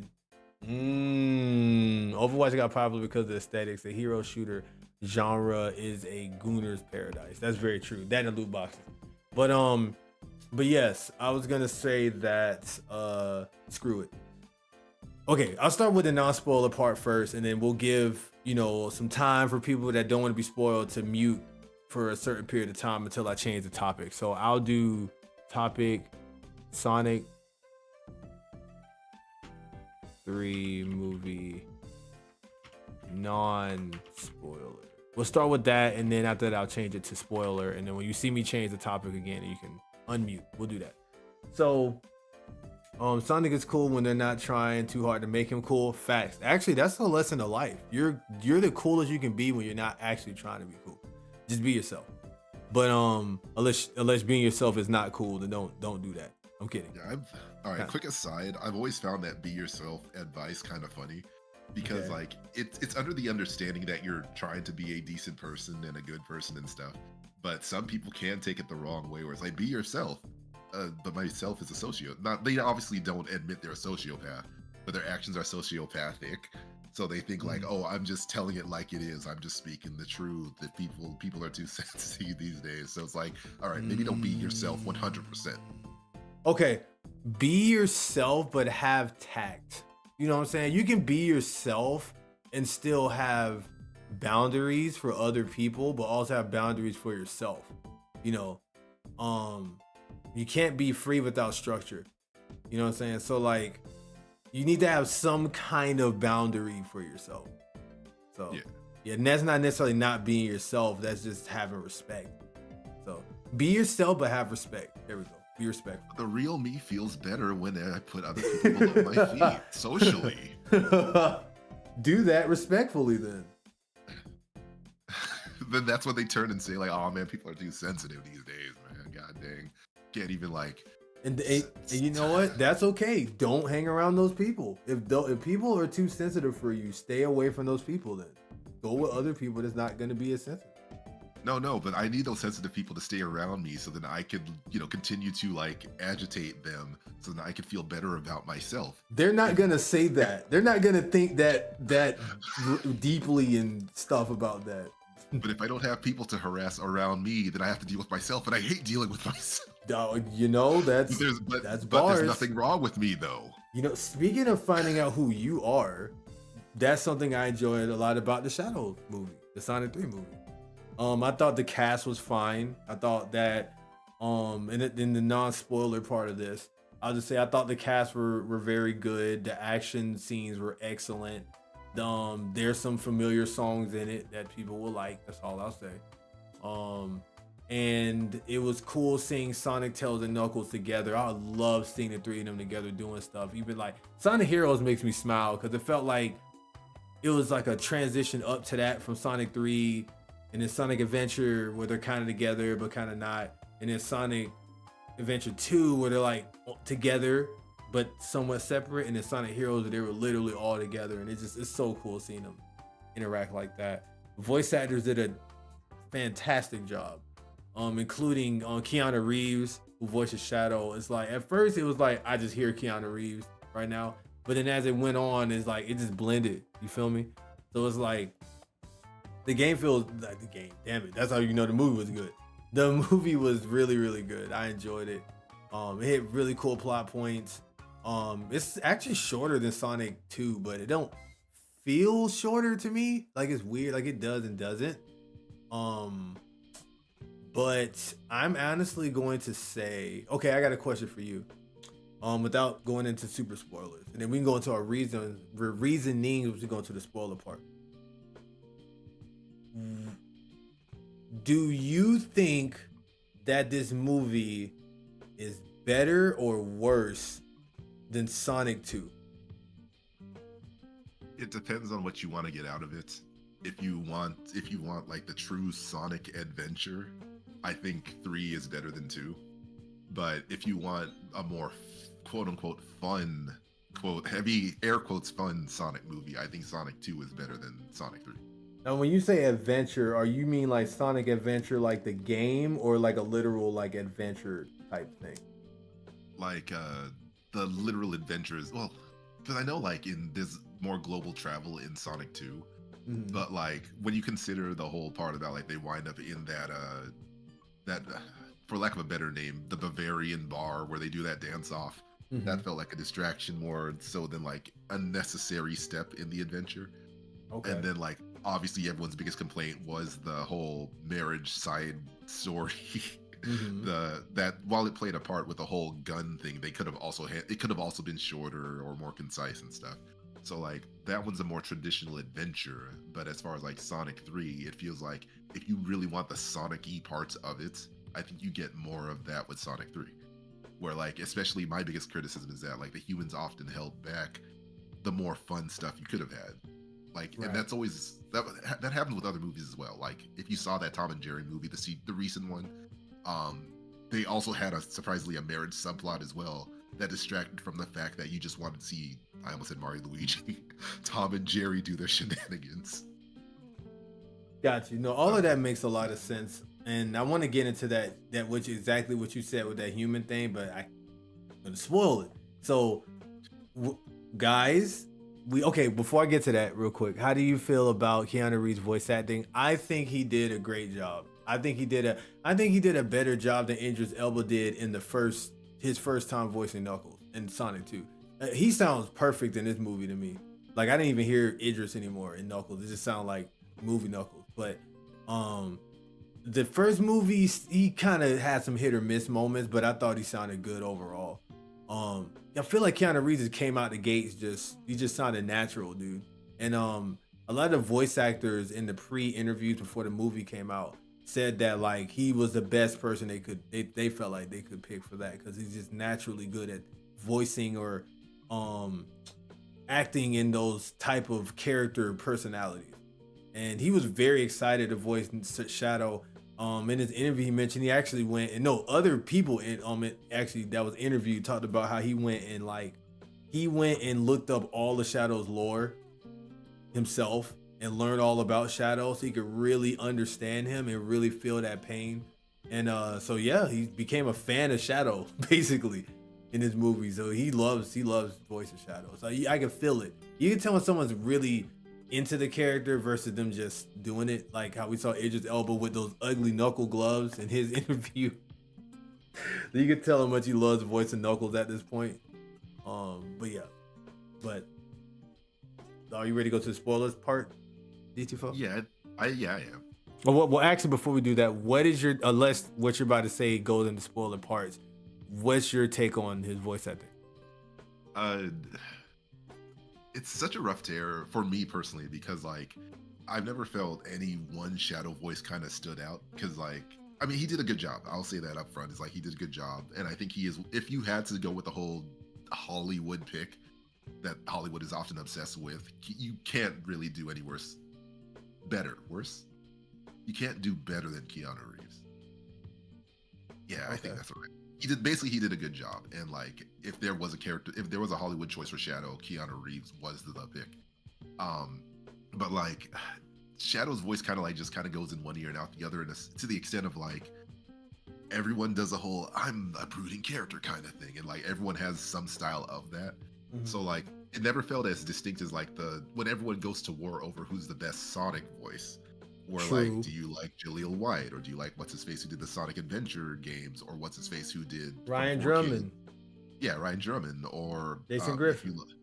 Jason Griffith, or Roger Craig Smith. Like, I feel like the debate over Shadow voices isn't as deep to me personally as like the pick over Sonic voices or Amy voices or Tails voices for sure. Where it's like, do you get a female voice actor, or do you just get a young male child to voice Tails? But all that said, Keanu Reeves did an amazing job for a Hollywood release movie of a Sonic-based movie. I agree. Hey Google, turn on the lights. Sorry if I activated anybody's Google in the chat. Sorry, I'm closing my blind. It's now dark. Okay, I need a little bit of light in here. But yes, so hold on real quick. Let's see. Okay. Yeah, so Exa said Tails is the only movie version of a character that sounds 90% like their. Wait, Exa, do you know that the actual voice actor for Tails voices him? Because he should sound exactly like his game counterpart, like 1-to-1. Unless, because the only reason why he would sound different would be the lines that they give her. So I guess it wouldn't be so much of whether she sounds like him or not. But you didn't know that. Okay, yeah, the actual voice actor voices Tails. So that's amazing. That's actually amazing that you said that. You know what I'm saying? That you caught that. But yeah, they got the literal voice actor from the games to voice him. And that was major in general because, you know, a lot of times, like he just said, like DT4 just said, they usually get Hollywood actors to just kind of get that name in there. And they actually used a video game voice actor to do a Hollywood movie, which was humongous for voice actors. So that was amazing. And now I'm sure she's gonna get all kind of other deals. She probably already has other deals by now. You know what I'm saying? Because of that. So she definitely likes voice and tell she loves it. So I think that's so cool that they did that. So that's a good catch that you did. I think that's really cool. Um Sonic 3 is pretty true to the spirit of the games in comparison to the other movies. I agree. I agree with that. I think Sonic 2 captured it pretty good too, honestly. But this one does too. I'll agree. So now we'll get to the spoiler section. So let me go ahead and change the topic here. Dun, dun, dun, dun. Well, while you're typing that, I will say I wish there was more time on the clock because it would have been nice if the Sonic Adventures, if the Sonic 2 movie was specifically focused on just Sonic and Tails and they had their own adventure before introducing Knuckles to then have that whole side plot and then go into the Sonic Adventure part. But obviously, I think they were operating on like, we don't know how many more movies of these we're going to get. So let's hurry up and get to Knuckles. And then it's like, all right, we do have a little bit more wiggle room, but let's hurry up and get to Shadow. Basically. You feel like that's kind of how it went? A little bit, because sometimes these Hollywood setups, not just Hollywood, but like when it comes to writing and stuff, you either assume that it's the only shot you're gonna get, so you write the story based around that, or like shoot for the moon and hope that you get approval for the sequel later on, even though you're not guaranteed a sequel just yet. That makes sense. I can see that actually, because I'm gonna get into that because I'm gonna tell you my reason why I preferred Sonic. No, whoops. I'm gonna tell you what my thoughts between Sonic 2 and 3 and when I get back. Give me a couple seconds. I'm gonna grab some water because I've been talking for an hour and a half and had no kind of drink whatsoever. So give me a second if you don't mind, guys. I'll be right back. DT4, you gonna continue talking or do you want me to just do a be right back thing? I'll entertain with inane ramblings. Okay. And can you see the Twitch chat?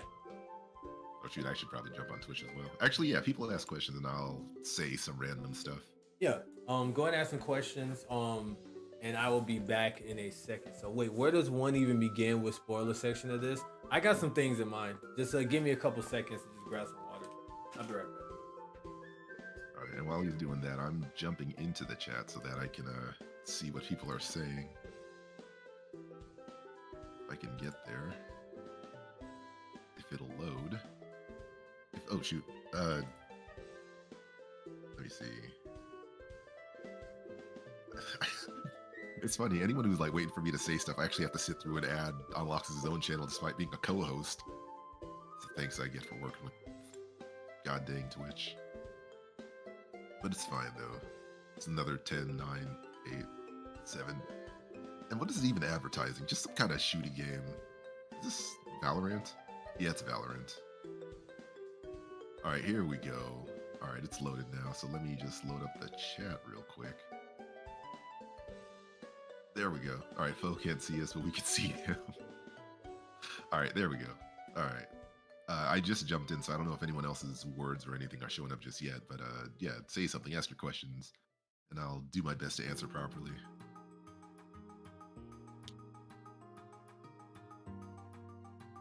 Like, the funny thing is, like, while I'm trying to carry while Loxus is away, I don't want to say anything he might miss that I'll have to repeat myself with, otherwise that'll make things redundant. But I'm waiting for people to say stuff, so it's like...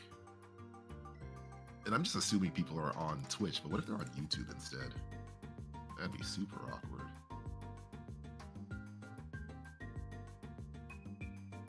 Alright, let's see here. Come on. I need words, I need content.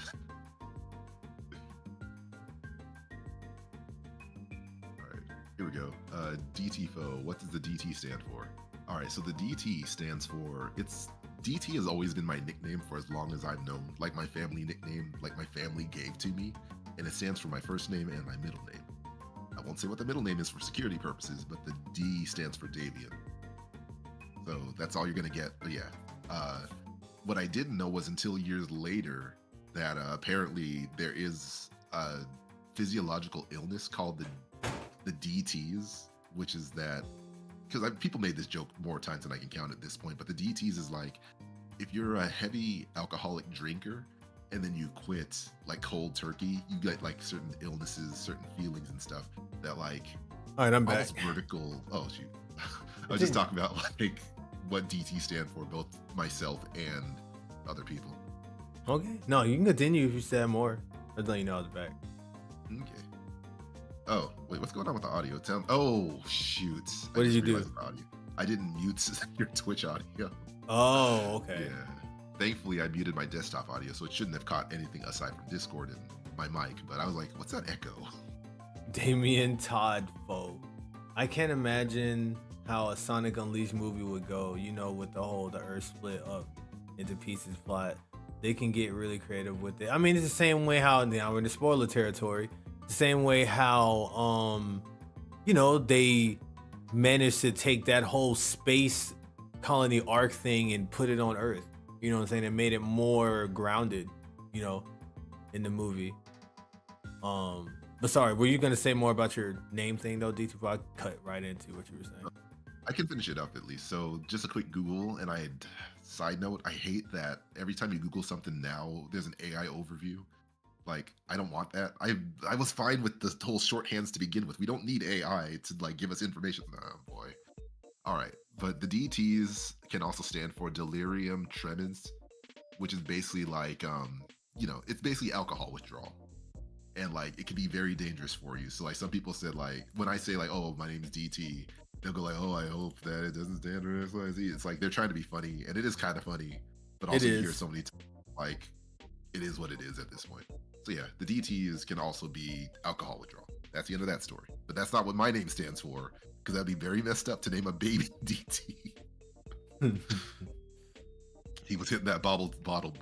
See, that's what happens. And there you have it. And also, it's not Damien, but Davian, which goes into more lore, because every time I tell people my first name, they go like, oh, Damien? No, it's like, imagine Damien with a V. So Davian. Oh, I thought your name was Devon. Yeah, oh, boy. Can you imagine my life if I was named Devon?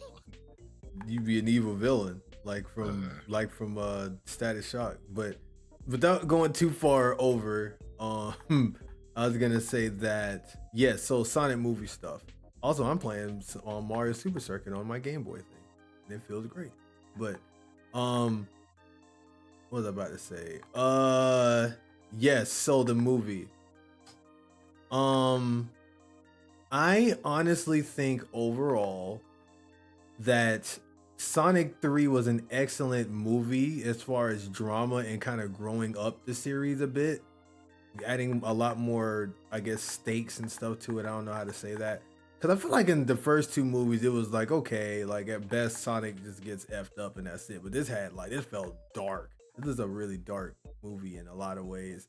But I'll definitely say that I feel like if I had to rewatch one of the two movies, I would rewatch Sonic 2 more, to me. I don't know that necessarily means I think the game is better, because I wouldn't say that necessarily. I can't really say which one of the two are better, but I feel like Sonic 2 is easier for me to rewatch. So that's fair. Out the two. But I've actually have rewatched. So I rewatched Sonic 2 3 times now since it came out, and then I rewatched the third movie once, because I watched it with my roommate and one of my friends, and then I watched it again with Amp. Actually, we went and saw it in Augusta. So yeah. So, but I'll definitely say that after rewatching the second movie, because the first time I watched it, I was like, oh, this is like the best movie yet, this and that and third. But now that I watched the second one again, it's kind of like, you know, a lot of the stuff that made it really awesome to me was like things I didn't know. But now that I know, it's kind of like, you know, I don't know, like rewatch wise, I'm not really sure. But what about you? How do you feel? About the first movie or the second movie? Like, how do you feel as far as like which one do you feel like is more rewatchable? I'll say of the two for you. I would say the second one is probably more rewatchable, only because like the stakes are generally lower and like there's more, again, quote unquote, fun to be had throughout the movie. Right. Like even for as big as the criticism of the marriage, subplot is, like, that is a fun enough distraction. There's enough wackiness stuff going on. Um, and like, I don't think you're so much required to have watched the first movie, and like, it's not going to make the third movie that much better or worse. Well, actually, no. If you didn't watch the second movie, you may not actually be able to appreciate the third movie. Yeah, that's true. Yeah. But like, basically, yeah, you can go into the second movie like without much need to understand much, because like they already kind of fill you in on the most important stuff anyway. That's true. Yeah. And So which one do you think is, do you have one that you think is better? Do you think the third one is better than the second one? They did a good job pushing it forward. Or do you think that is even between the two? Or like, how do you feel? so again, because like I'm more of the I want to see Sonic stuff happen. Like that Simpsons reference, like, when do we get to the fireworks factory? It's like, I'm glad they finally got to the fireworks factory of the Sonic movies. Like, the first one, it's understandable. It was like a buddy cop, not buddy cop, but like buddy adventure film. Um, the second one was like moving things forward and leading more into Sonic-y stuff. But the third one is what I would legitimately want out of the Sonic movie. Okay, so what about the second? What second? Sorry, what about the third movie felt more Sonic-y? Because to me, the third one felt more like the second one, as far as Sonic-y stuff goes. I think it's like, because you're already spending a lot of time with Sonic and his friends Hmm. in both movies. So like, I don't think you're really missing out on that. But I think it's just like, what's the best way to put it? Because like, obviously all three is also about like trying to save the world, but I think the Hmm. third one is also like, it leans into needing to save the world, as opposed to like, I think the first one, which is just more happenstance. Sonic winds up on Earth, and then like the government's trying to understand this quote unquote alien that just arrived. So then they call in Dr. Eggman, who then goes into his craziness. And then number two, it's almost like it wouldn't have happened if Eggman didn't want to get his revenge on Sonic. Yeah, that's Yeah. true.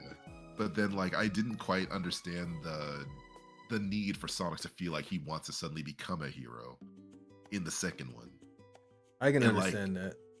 and in most Sonic games, Sonic never really truly wants to be the hero, at least in the earlier games. Like by Sonic Adventure or the Sonic comics for sure, he leans into his I need to be a hero kind of concept.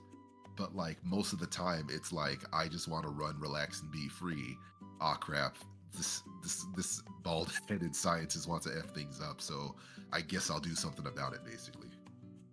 Actually, I slightly disagree with that portion where you mentioned about him in the games, leaning more towards being a hero. I still think all that stuff was just happenstance, too.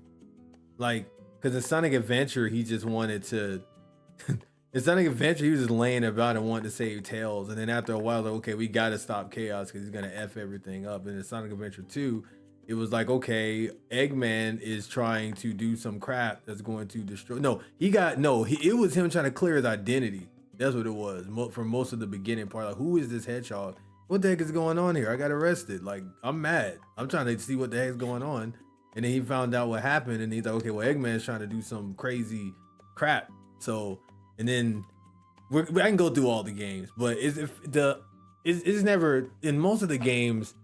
Maybe the newer, except for maybe the newer-ish ones, it felt more like happenstance to me.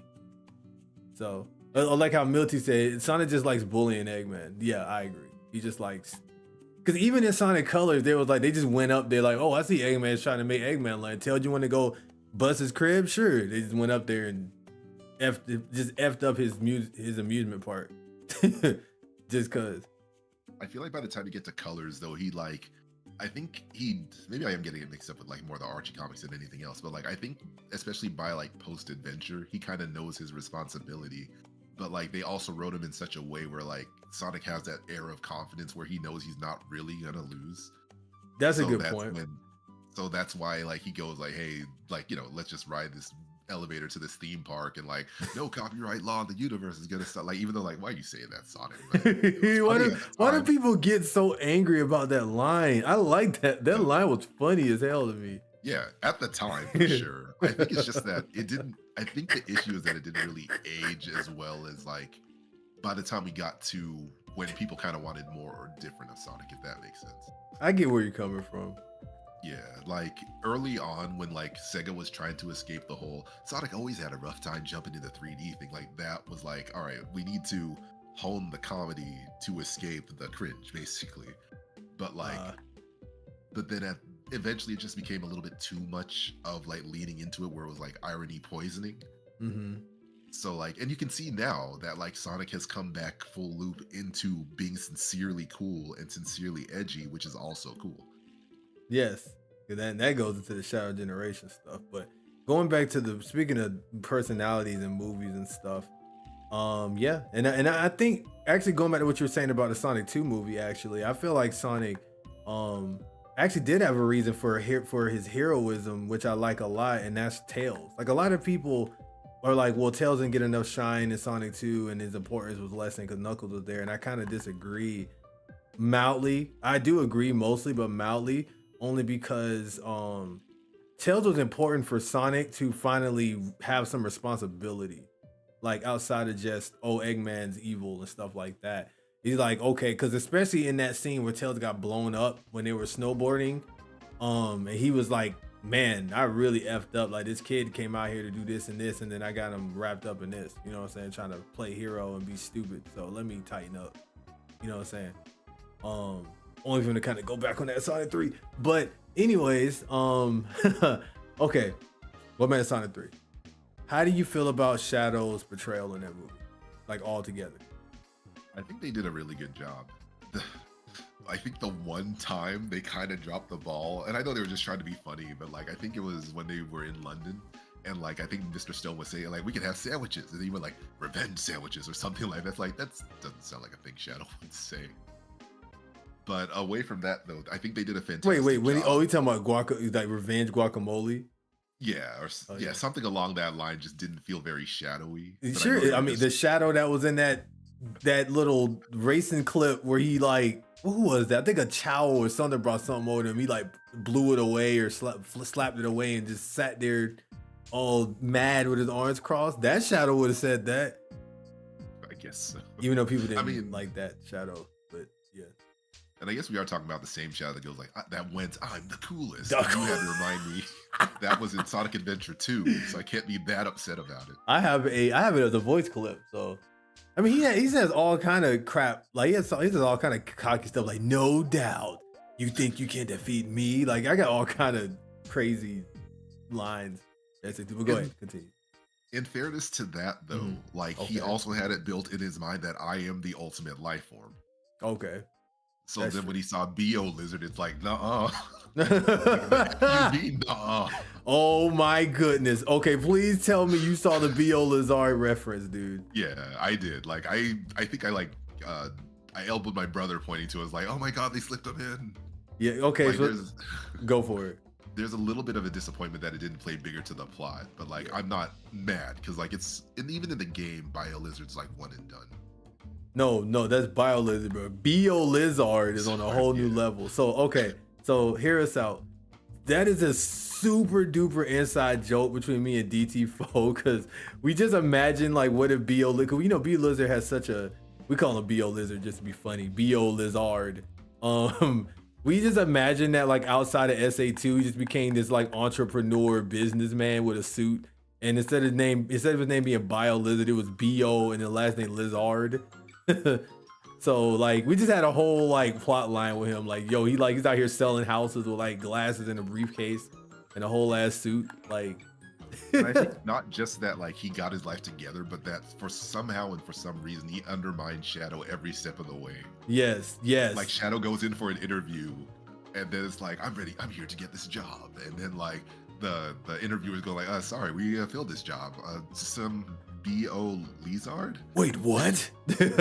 Yeah, there's somebody named B.O. Lizard already has it. Or like he goes out on a date and then like at the end of the day, like, so you think that I can take you out again sometime? He's just like, sorry, but I met this guy. What guy? He called himself the ultimate life form also, actually. It's funny. His name was B.O. Lizard. He's like, Thinking about it, we probably could have made like a dumb webcomic out of that. Oh my goodness, we could. You don't have the motivation. Motivation. But yeah, so that now that is an inside joke for you guys. But yeah, draw for us for free, no compensation. You'll get what's that word? Exposure. There you go, exposure. Yeah. That thing. Every artist's favorite word. Yeah, there you go. And not the indecent kind, but yeah, it's funny two artists saying that. But but yeah. So okay, how did you feel about? So we talked about how we felt about Sonic's.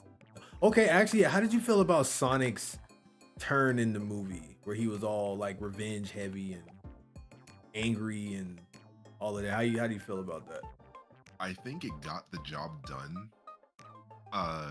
In like the way the movie set up, the way this Sonic's characterized, I think it's fair enough. Like obviously, I almost said Scott. It's Tim, right? His father figure. Oh goodness, I forgot his name. I think it's Tom. Tom. Or Donut Lord. You could just call him Donut Lord. Yeah, sure. Yeah, lead into that. But yeah, so Donut Lord, gets bodied really hard, and it's a question of like whether or not he might actually die. But like because they built up that connection, and especially like since they're trying to stop Shadow like the heroic way, the nice way, and like I think that's a good way to drive Sonic into, that darkness. And then like narrative wise, they're already kind of like alluding to the fact that like, hey Sonic, always hold on to your heart. Not your lungs, and like try to be the best man you can be. My lungs. And like and like they did get into that fight, and like when Sonic effectively was ready to win and Shadow was ready to accept his fate, like Sonic saw himself in Shadow and like Shadow's pain and stuff. So like I think they handled that really well. As far as I feel like I got off track, but the characterization of Sonic we're talking about, right? Yes, on that last part. But I will say on that note, I love Shadow's delivery on that when he was like, "Go on, do it, finish me off," or whatever he said. I like the delivery on that. Yeah, like, oh man, the way they handled that fight too, like, well, I got two sides to that. Okay, so like, let's go into the fight next. What you got? Yeah, like they destroyed some historical landmarks during their fight. If you didn't notice. Yes, I did. Because then he say they were destroying stuff all over the movie because Sonic made that joke about Google Maps. Oh yeah. Oh, about that mountain. But I think that was just a random mountain. My bigger problem was that they just destroyed the Pantheon in Greece just like that. I mean, they're a bunch of superpowered gerbils. What do you expect? I guess so. But and then like by the end of their fight, they wind up on the moon. And it's like they never established that they could breathe in space to that extent. Like supersonic, hyper shadow, that makes sense. But outside of their power, like that was never established. I feel like you're the second person I've ever heard say that. The first person being me, because I was thinking that in the movie. I'm just like, wait a minute, how are they just breathing in space like this? And I just chalked it up to, okay, well, they're aliens in this lore, so maybe that's why. Or they're considered aliens at least, so I just left it up to that. But I'm like, wait a minute, they never been able to breathe in space as far as I know. So, but then again, the only time we saw them in space like that was when they were either supersonic, they're on the spaceship. But they could be argued that they were on the spaceship because they just needed to travel up there. So, yeah, I don't know. Although there are two, it's funny that like within them both 2 and 3, there is parallels where like the big fight and then let's sit and talk as we look into the distance. Because like number 2 had Sonic and Knuckles sitting on the beach looking out, and I think it was a sunset at the time. And then number 3 has Sonic and Shadow sitting on the moon looking towards the earth. That is kind of interesting. Also, I just thought about it. Wasn't Sonic technically breathing in space at the beginning of Unleashed, or was that in the atmosphere? Because that beam shot from wherever Eggman's ship was down into the earth. So he had to be like, you know what I'm saying? Like, where was that? Wasn't that in space? Yeah, it was in space. He was running around and on top of the ship.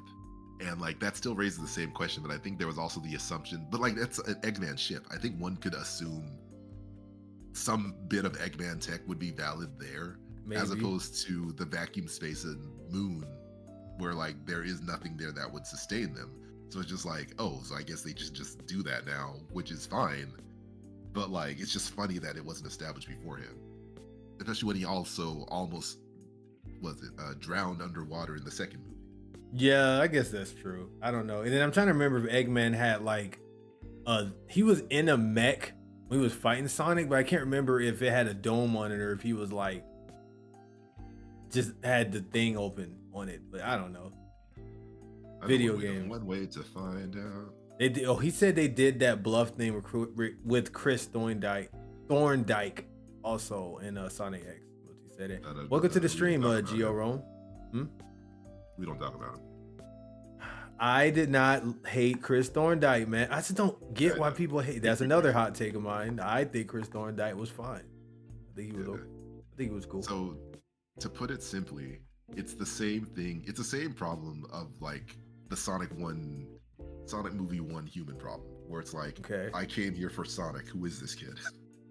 But people hate him, bro. Like why do y'all hate him so much? People say they didn't like how much he whined, apparently, and I don't remember that. Maybe I just need to rewatch the series, but I don't remember him being whiny. He just seemed kind of level-headed to me most of the time. But yeah.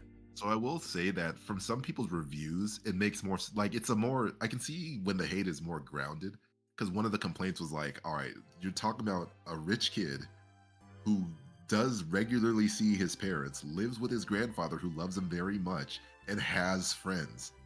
Why is he lonely? Did he say he was lonely? I'm pretty sure like the loneliness factor, and then like Sonic showing up solved his loneliness problem, which is like, but he's well adjusted. He's in school. He did not have enemies. Well, I guess it's because at home, like, yeah, he saw his parents, but that's just episodes when we saw them. Like, how often were they actually home? Like, they weren't home every day. Like, there's just episodes where we saw them. Which is fair, but like, it's not like they're deadbeats. It's not like they're like, what's the word? They weren't separate parents. They were like, oh, Chris, it's nice to see you again. Come here, darling. It wasn't like, all right, hey, how's it going? I brought a gift. All right, got a dip kind of thing. Like, sure. His parents loved him. Yeah, but like, he was still there, like, he was still alone a lot though, and that's like kind of sad for how old was he, like 10? Like for like a little 10-year-old, that could be kind of tough, dude. And no doubt about that. No doubt. But like that would make sense if like he was truly living like he doesn't have to be destitute. There's so many stories of like being very rich but like still lonely. But like he had his grandfather, he had friends. Like, he had people in his circle. It's like the rich got richer, basically. Where it's like, not only did he have loving parents, even if he didn't see them that often, not only did he have a present grandfather, not only did he have a maid and a butler who also cared for him and was in his life, not only did he have other friends around him, but then he got a superpowered hedgehog, super smart fox, a cute other hedgehog, actually, and just like, I just say that with such hesitancy. What are you afraid of? I was trying to like figure out how to explain Amy without like tripping over my words. But basically, like there's 2 levels of hate. Speaking of Amy, we got something to say about that too. Go ahead. Oh yeah, for sure. But like there's 2 levels of hate where like there's the unwarranted one, which is also Milk Tay is saying like there he is, officer. He's the Chris Thorndike enjoyer. Yeah, I saw Milk Tay said that.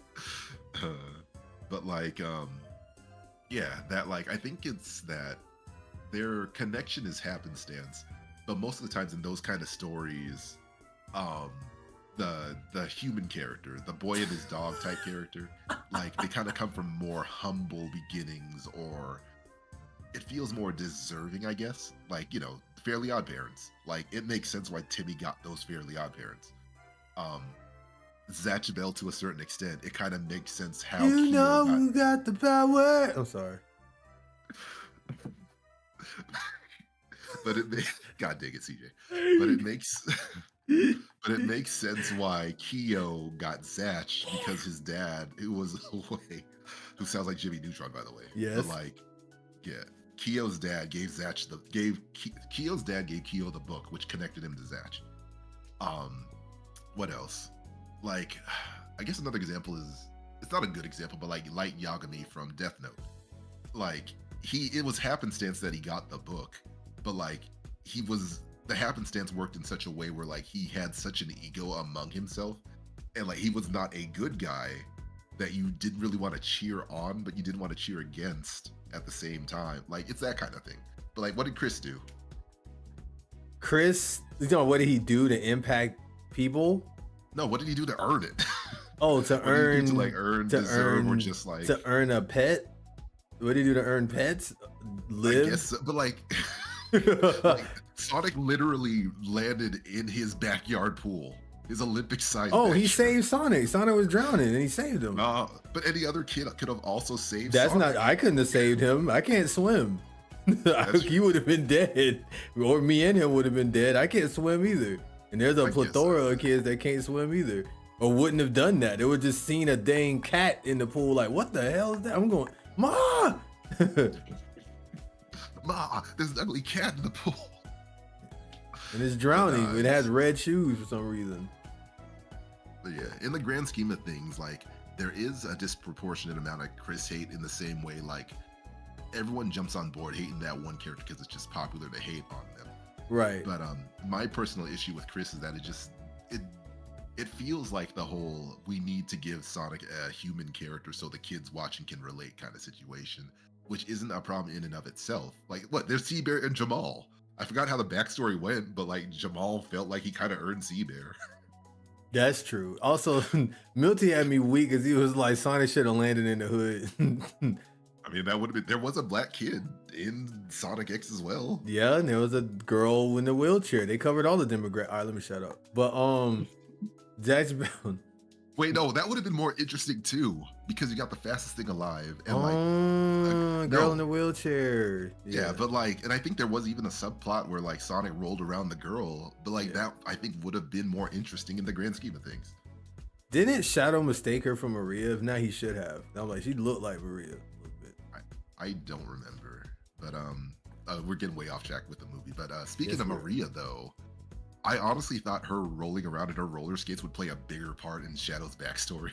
So actually, in the main lore, it turns out, actually, no I'm kidding, but yeah, in the main lore of from Shadow Generations, like, you know, Gerald's notes. I think it's in that, or it's in the Frontiers thing. I don't know. It's in something on one of the games. She's actually the one that designed Shadow's shoes. So, maybe that was a callback to that in the movie. But she designed Shadow's shoes, but I know in the movie Gerald didn't actually create him. They just kind of stumbled upon him because he landed on Earth. But yeah, like Maria actually designed his shoes. So I don't know if that was a callback to that with her skating, or that was just, oh, that's cute that she's skating and then she's gonna befriend a skating superpowered lemur. But yeah, Just jumping over all these. Funny thing is, like, Tangle exists too, so like you're just kind of insulting her along the way. But, maybe. But like it feels like one of those more lampshaded moments, because like Sonic runs fast, but they didn't really explain why that happened. Shadow like just came from space, but they didn't say whether or not he came from the same place Sonic came from. But they also didn't say where Tails came from either. No. But Knuckles is apparently from the same planet as Sonic if the echidnas were at war with the owls. So That's true. they got a lot of explaining to do, and like You that got would be some better. explaining to do. Oh, Lucy. But I think that's one of the reasons why like I'm kind of appreciating the execution of these movies, is because like most of the time, by the time you get to the third movie, that's usually the end of a trilogy, which they could basically walk away from it if they wanted to, but they've already confirmed a fourth movie. But like there's so many, they somehow managed to find themselves in a position where this franchise has legs, where like I want the fourth Sonic movie and I want to see where it goes. I want it now. As we pound our hands on the table rhythmically.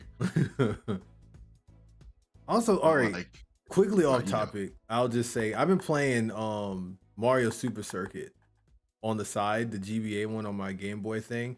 It plays way better to me, like on like original-ish hardware. I said that with heavy quotation marks. But you know, on like the proper form factor, it actually feels really good to play. Like this game feels actually really fun. I only say that because I have like a million clips of me getting bodied on stream playing this game. It was very funny, but yeah. It was the controls. It wasn't me. And there you go, because I'm killing it now. So yeah, but anyways, continue. So you just watch what you heard it first from Loxus, that next time he's jumping on Mario Kart Super Circuit on stream, he's gonna get first place every single time. Whoa. All right, let's get back to the Sonic thing now. We're gonna go back to the Sonic. And like thing. he's willing to put money on it. Yeah, I'm gonna put DT Fo's money on it. Yeah, definitely. Like when he uploads the VOD title's gonna be "I lost $0 playing Mario Kart." What? No, the same thing happened again. No. Okay, the No. mod's been canceled, guys. Listen, no, listen.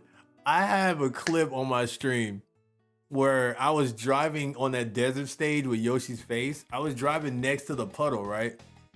And there's like a little quicksand thing on the side of the road, but the hit box for that or whatever, or the grab box, whatever you want to call it, is humongous. If your tire touches the edge of that, you're eating instantly. And I'm like, okay, that's not gonna happen to me this time. Here's a clip of that. I was talking to Yotel and wasn't paying attention. I got eaten again the exact same way as that clip just now. All right, I'm sorry, but No, that's fine. But back to the movie.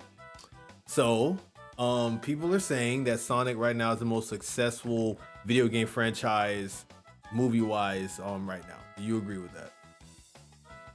Franchise, yes. Only because the Mario Brothers movie only had one entry so far. Yep. Because I was surprised people were saying that when a Mario movie exists, but I'm like, oh, there's only one. So. And all three of Sonic's movies were well received. So. And like the Mario movie's biggest problem was that like it was fun, but it's not memorable in the sense of like, what's the best way to put it? Because you can, if you're into it, you could say I can't wait to watch it again. But like, speaking personally, I have not watched it a second time yet. I think I watched that movie like 4 or 5 times. It's so fun. Okay, I think I've noticed something. Like, cause there's a similarity between that movie and the Sonic 2 movie, I think. Where it's like, I think I like these super fun adventure kind of popcorn movies, I think I'm noticing that now. Cause I watched that Mario movie probably like 4 times now. Maybe 5. Cause I watched it with 2 of my friends before. And then I watched it by myself in theaters. And then I watched it with another group of friends. That was my 3rd time. And then I watched it at home. Because I actually got it on YouTube. I bought it on YouTube. And I watched it at home. So I've seen that movie 4 times. And potentially 5 if you count when I watched it on Discord with my friends, but I was in and out. But we'll just say I watched the movie 4 times. And I'm going to watch it again. So really soon. I want to do a movie night on Discord for that. For my chat, by the way, since I have the movie. But anyways, continue. Yeah, like for me, it really depends on the mood and the movie. Cause like the mood for me. Sorry, go ahead. Yeah, because it's like, I think with a different group and under a different energy, I probably would have seen it like a 2nd, 3rd, 4th time. Like even when I was living in Australia, when I saw the movie the first time, like I saw it on my own. Then I asked a friend over there, it's like, hey, you want to see the Mario movie with me? I don't mind seeing it a 2nd time. You're saying like, I don't really feel like it. So I was like, all right, I guess. Dang. I didn't want to. Well, not like a mean way, but just like I was living on my own and like budget was already tight, so I wasn't gonna spend that kind of money just to see the movie again on my own when I could just wait till it gets DVD or Blu-ray. Right. And then released on Blu-ray, and then it's just like, but I had fun with it. But it just also feels like the kind of movie where it's like, all right, I'll find the coolest clips back on YouTube if I really want to see them again, kind of thing. I guess. But like, but it really does come down to the mood, because sometimes I am in the mood to jump back into Sonic OVA, and other times it's like, I love that movie, but I just don't feel like sitting for another hour at the moment just to see it again right now. Oh no, you a fake fan. That's crazy. I don't never feel like that, boy. If I watch the Sonic OVA, I'm watching the whole thing. I don't think I've ever watched clips from that movie before. I watched the whole thing yearly. Yeah, I mean, with Sonic OVA, it's such a short enough quote unquote movie that like that's not a clip show in the same sense, but like it's also not so full of whatchamacallit. Hey, you're Easter egg. It's not so full of Easter eggs and like cameos and that kind of stuff where like you're looking to pause every single second and like try to spot it on the 2nd or 3rd viewing. I got everything's there's a lot of focus with Sonic OVA. With the Mario movie, it is inherently designed almost to pause it once you have it in your hands, or see it 2-3 times to say like, oh, I didn't see that last time, I didn't see that last time.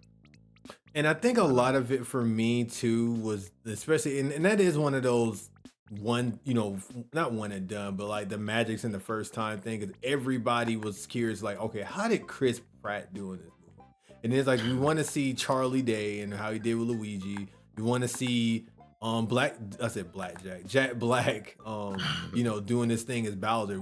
Everybody was so curious, especially about the Chris Pratt thing. So I think that was like one of the biggest draws of that. So Yeah, and they definitely pulled it off. I think part of my other, it's hard to say if it's a full issue, but like it really ran into what's the company? Illumination. mhm. It's kind of like it'd be nicer if the story, I feel, the adventure was fun. I feel like some of the story elements weren't as fun. Interesting. Like I don't think it needed to like as I look back on it, I don't think it needed to be like the origin story is fine. Like the origin of the Mario Brothers. Okay. Um that God, that Donkey Kong subplot of like, oh, my father never believed me. Yeah, man, my young grandpa, my father doesn't believe. Like, it's like, where did that come from? Why is that necessary?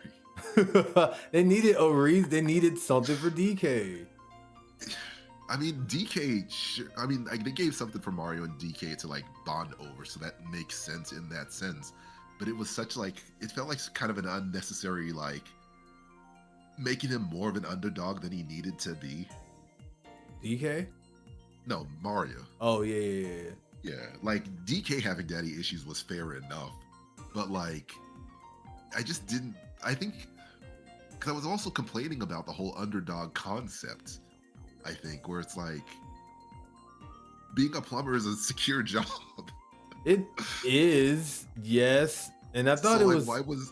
and it's kind of weird with the direction too, because they made it sound like they were like 25. I'm like, how old is Mario? He doesn't look 25, but Yeah, it's the joke is that he has to be in his 30s, but I think like canonically, at least early on, he was in his like early to mid 20s. But now they don't acknowledge anything. I think it's just like they're ageless, basically. nah. They know there are few 20-year-olds who have like those good of mustaches. That is very true. And I will say this as we wrap it up, because it's been about 2 hours now. Yeah, my bad. No, you're fine, man. I told this is good. We have a lot to say. But I was gonna say that. He apologized and be a nice person. Me be a nice person. Man, screw you. No, I'm kidding, but I'm just kidding, bro. But no, I feel like I feel like that movie. I feel like the Sonic 2 movie kind of suffers from that too. But I feel like the Mario movie just had too much jammed into it at one time to me, and it was like hard to really sit down with like one thing and be like, yeah. I think the kind of what you said from the beginning about the memorable thing is it felt like you just from one thing to another. You know what I'm saying? Yeah, that is like you reminded me because I remember that's the first thing I said. Like I think when we talked afterwards, like the biggest complaint with the Mario Brothers movie is that it's such a rare complaint too, is that there was not enough time on the clock for everything it wanted to do and everything you kind of wanted from it. Right. And like that kind of didn't help things. So it was like, we're the plumber business. Oh man, we messed up. Hey, where are we going? Oh, we're in another world. Hey, you're Mario. Yeah, I'm Mario. Not like, who are you? Oh, I'm Mario. Okay, cool. Come with me to the castle. Hey, who's that? That's Peach. Hey, we got a problem. Okay, let's go and solve this problem. Yeah, it's like no, like okay, there's no like, who are you? Prove yourself. All this stuff is like, okay, let's just go. Like, Yeah. what? And then like Luigi's subplot is like, all right, Luigi's on his own. He's in like what looks like a haunted mansion. Clearly, we're gonna get a little bit of Luigi's mansion. He's captured. and it felt, I felt so bad for Luigi that whole movie. Like this man's getting screwed in all. Like Mario goes into this beautiful place and he gets to chill out with the princess and eating all that. This man's just getting bullied by Bowser and his people the whole time. I'm like, it sucks for Luigi, man. I felt actually bad for him. Yeah. The one thing that like they did amazingly that I don't think any other Mario media has ever done was like made you almost tear up when they got reunited. Yeah, I'm not gonna lie, that did kind of get to me. I was like, oh, that's so cool, man. And one thing I've heard a lot of criticism about that, not criticism, one thing people wish they did was, I mean, now we want more Mario Luigi time together. And that's going back to the Sonic movie thing. You know, it's like, it was cool seeing Sonic, Tails, and Knuckles together and them interacting. Like, we kind of wanted more of that with Mario Luigi. So, hopefully with the next movie we get that. So. Hopefully, but like, see you in 2029 when that releases. Dude, they haven't even come out with a trailer or nothing yet. But yeah. It's the curse of a Nintendo property is that like they will be ready when they're ready. Oh, you want the Switch too? We'll keep enjoying these rumors. We don't even care that all these other third-party companies are showing off our system now. Lastly, it's just absolutely crazy in just bonkers how long this Switch has been lasting. Like that junk is crazy. They are riding this system to the end. Aren't you looking forward to buying Donkey Kong Country Returns for the third time? Technically it'd be the second for me because I only bought it on the Wii. I didn't buy it on the 3DS. Like I said, the third time. Yes, actually, because I did not enjoy that game like I thought I would on the Wii because of the controls. So I am looking forward to actually playing that game like a normal person. So I actually am looking forward to it, but I get it. I get why other people aren't. Like for real. So. And I know we're trying to wrap up. We did get off track with like the final spoiler. Okay. Of the Sonic movie, which is like the post-credit scene, the first post-credit scene. Okay. What do you think about that? Because of the stakes of the second movie, and especially like because Sonic Adventure 2 was kind of like the peak of consequential Sonic stories, in my opinion. Like the other ones, there's consequences of like Unleashed, so on and so forth. But like Sonic Adventure 2 feels like there was a lead up to something, and that's just kind of the end of the arc. It really makes me wonder how the next one's even gonna go. Where do you go from there? Especially with the introduction of, can I say it now? Can I say her name? Yeah, you can say it. You can do the thing. With the introduction of Amy, it's like, all right, Who's how's the all bat? this? I'm sorry. I mean, I have a feeling she's gonna show up as well. But like so far, it's just Amy and Metal Sonic confirmed. And like the theory I have, and I think a lot of people have, is like Metal Sonic is going to be a nuisance as like a sub plan, a contingency plan that Eggman had before he may or may not have died. That's a good thought about that. I was wondering about that. I'm like, who made this guy? But then that makes sense that he might have just been like a contingency plan. I guess Go get him, Hyper Metal Sonic. Hyper Metal Sonic. Yes. Good times. But, we got to get the line. I feel like they kind of butchered that. I think it's cool, but I feel like they slightly butchered that line with Sonic and Shadow when they meet up. None of these interactions in the recent games or media has been able to hit the same like that first one. Like they tried to do something cute in Sonic Shadow Generations where they kind of said it again, but it was kind of subdued. And then the delivery in this one just felt kind of like, I mean, they didn't exactly say the thing, which kind of sucks, but yeah. I think they would have fit it in if they could have done it naturally. But I think part of the thing is like it became the whole, you're not even good enough to be my thing. I'll make each of those words. I think that's like a meme at this point. And the meme kind of elevates things higher than like what the original media was. If that makes sense. Yeah, and I don't know. It's just something about that scene, even outside. I get what you're saying is 100% right. But it's something about that scene. I just even remember seeing it as a kid that was so cool to me. Like just Shadow being in that tree. And he was like, yeah, Faker, da da da. And he's like, Faker? You're comparing yourself to me? Huh, you're not even good enough to be my fake. I'll make you read those words. It's just something, and then the fight starts. That shit was so fire. And then it's like, but they're like on a timer. The thing's about to blow up. Well, they didn't know that till after, he was like, yeah, I'm about to blow this junk up, bro. So you might want to do it, Shadow. It's not like, blows up. But yeah. But, yeah, like comparatively, and this is the last thing I'll say is that like when Sonic said the whole like so much for whatever flights, no drinks or movie, like that was such a pop-off moment in the movie because I personally didn't expect it. But like the way it happened is like, oh, he's saying the thing, but this is it's kind of forced a little bit. It's a little forced. But if you didn't know, you'd probably be like, what? But if you know, you're like, oh. Yeah, like I understood it felt forced, but I was still popping off because like they found a way to put it in there. Yeah. It definitely felt forced. Like the second time I watched it, I'm like, he was just like, he's like, what a cheap fight, no food and movies, I'm out of here. Just like, you just said it so, he said it was such, like, you felt that junk in Sonic Adventure 2. Like, what a cheap flight, no food and movies, I'm out of here. I prefer running anyway. And I was disappointed because there was no Cityscape reference at all in that movie. Oh yeah. Besides that part. Yeah. And then speaking of which though, it is funny how like they also had to find a way to fit in the iconic like Sonic and Shadow crossing past each other like pose.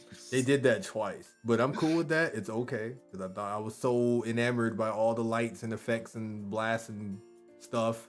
I was like, I'm cool with it. It's just funny to think about. Though, it's like, all right, we got to get this hit, but we don't know where. All right, let's just do it here. Yep, just do it. Don't Throw it mind in. Don't think too hard about it, man. Just throw it in. I don't know why they would be crossing while looking at the camera this way, but like, just get it over with. Something I didn't peep. You know, right before they fought BioLizard, when they turned Supersonic and Hyper Shadow, they actually like handshook in the game. No, it was after they beat him. They handshook and they crossed their arms for like the little victory screen thing. Yeah. And they did that in the movie, like right before they flew off to go fight the things. I thought that was so cool. Also, I'm mad the actual gun robots finally showed up at the end of the movie to get destroyed. Hyper Shadow, sorry, Super Shadow. We used to call it Hyper Shadow when we were younger. I'm sorry, Super Shadow. Speaking of, man, that kind of looked like Hyper. Why was Shadow pink in that movie? Like Super Shadow. Wait, let me double check, because like I could have sworn it originally used to be Hyper Shadow and then it became Super Shadow. Yeah, because we used to call it Hyper Shadow back in our day. That's what we used to call them. But I guess it lore-wise it wouldn't be in retrospect because there's already Hyper Emeralds or Super Emeralds that make Sonic like Hyper Sonic and shit or whatever. Or Super Duper Sonic. Huh? I'm on a fandom wiki. Many people mistakenly call this form Hyper Shadow due to a misprint in the strategy guide for the game. While this term is still widely used, hacking and viewing in-game files confirm Super Shadow. Wait, that okay. Seems like wait. So what was the first part of that you said though? It said, according to the trivia of this Sonic fandom wiki thing, it says many people mistakenly call this form Hyper Shadow due to a misprint in a strategy guide. Got you. There we go. So that's how that happened. Yeah. Man, I don't know how that would catch on though, but I distinctly remember Hyper. All right, the forms I remember originally was Supersonic, Turbo Tails, Hyper Knuckles, and Hyper Shadow. Same. I remember that too because Knuckles was like, wasn't he glowing different colors and shit, or was he glowing pink? I can't remember. So the original was Sonic turned yellow, Knuckles turned pink, Tails I think had a glowy effect. If you want to go by the Archie comics, he got a cape for some reason. He did have that cape. That cape was so good. Oh my goodness, that cape was so good, bro. That cape was too good. I'm seeing one character art of it on like the same Sonic wiki, and like the pose goes hard actually. You know, yeah. My next door neighbor used to have that when I was a kid. I remember reading hers, but go ahead. The Archie comics. Oh, apparently in one of them he has like red gloves and a red cape. Which that's fire. Version is? Speaking of which, sorry, I know you're still going. Before we go, I went to Sonic Symphony. Oh, nice. Yeah. What? What kind of reaction is that? I'm so torn because it's like I'm not like torn in like a jealousy kind of way, but it's like I did want to go. I wasn't in the biggest mood, but like also it's a cool experience. What do you want from me? I just wasn't expecting like, okay, because all this talk you were like, oh yeah, we always want to go to some orchestra thing. You were trying to get me to go to the Zelda one. I didn't go. And I'm like, okay, I finally went to one. I'm like, I went to one. Oh, okay. What? I'm 34. What do you want from me? Like what? Yeah. You're like, oh, that's awesome, CJ. Like what the heck kind of freaking F you. Hating self. But nah. Once again, congratulations. No, okay, no, for real though. It was cool. I liked it. I wore my I got a child chain, like a child diamond chain that I bought off that King Ice thing, and I wore that there. And this lady saw it, and they were just like, "Oh my gosh, that's such a cool chain." They didn't know where it was from, but she saw it. She's like, "Oh my god, that's such a cool chain you got on. It's glistening and all that." And then she was like, "Where's it from?" It's from Sonic. You know, it's a Chowl. Or I got the dark Chowl one. And whatchamacallit, she, you know, one of the older ladies, she was like, I hope that brings you good luck and a positive future. And I was like, that's really nice of you. Thank you. I hope the same for you. Seriously. And she was like, yeah, I like to give people positive energy. And I was like, yo, positive energy to you too. So hopefully that comes around sooner than later. But yes, I just wanted to put that in there. They didn't do this at any of the other ones, bro. They had Sonic R music towards the end before they did Live and Learn. Oh, wait, which song? It better have been. They did Can You Feel the Sunshine and Living in the City. Okay, those are the right choices. I was like, what? Because Crush 40 Crush 40 was supposed to come out in the other ones. They come out in those, they didn't come out in mine. It was a lady and some dude. They're from the recent games or something. I don't know what their group is called, but since she was there, I think that's why they did the Sonic R song. But like, but apparently in some of the symphonies recently, the actual T.J. Davis, the one who did the Sonic R music, she came to some of those. Oh dang! Which I'm jealous about.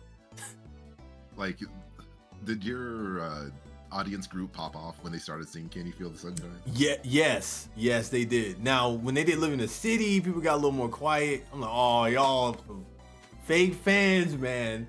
But yeah, I mean, but it's like City Escape versus like Radical Highway. That's true, I guess.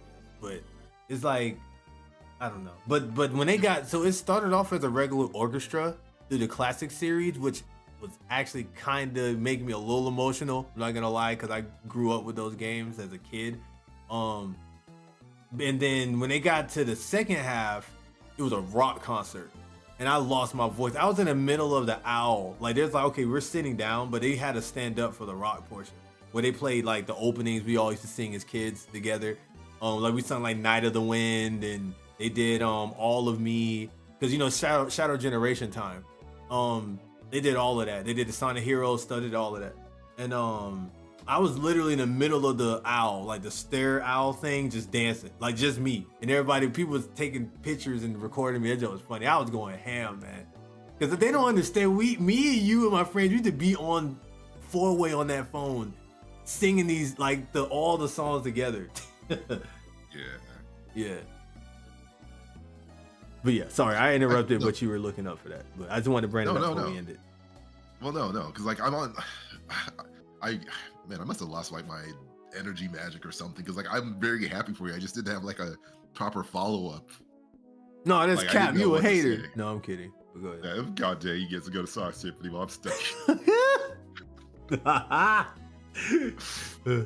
I want to hear "Living in the City" and "Can You Feel the Sunshine." God dang. Oh, "Can You Feel the Sunshine"? I screamed, dude. I recorded some of it. I'll send them to you, just to make you more jealous. But, okay. Are you little?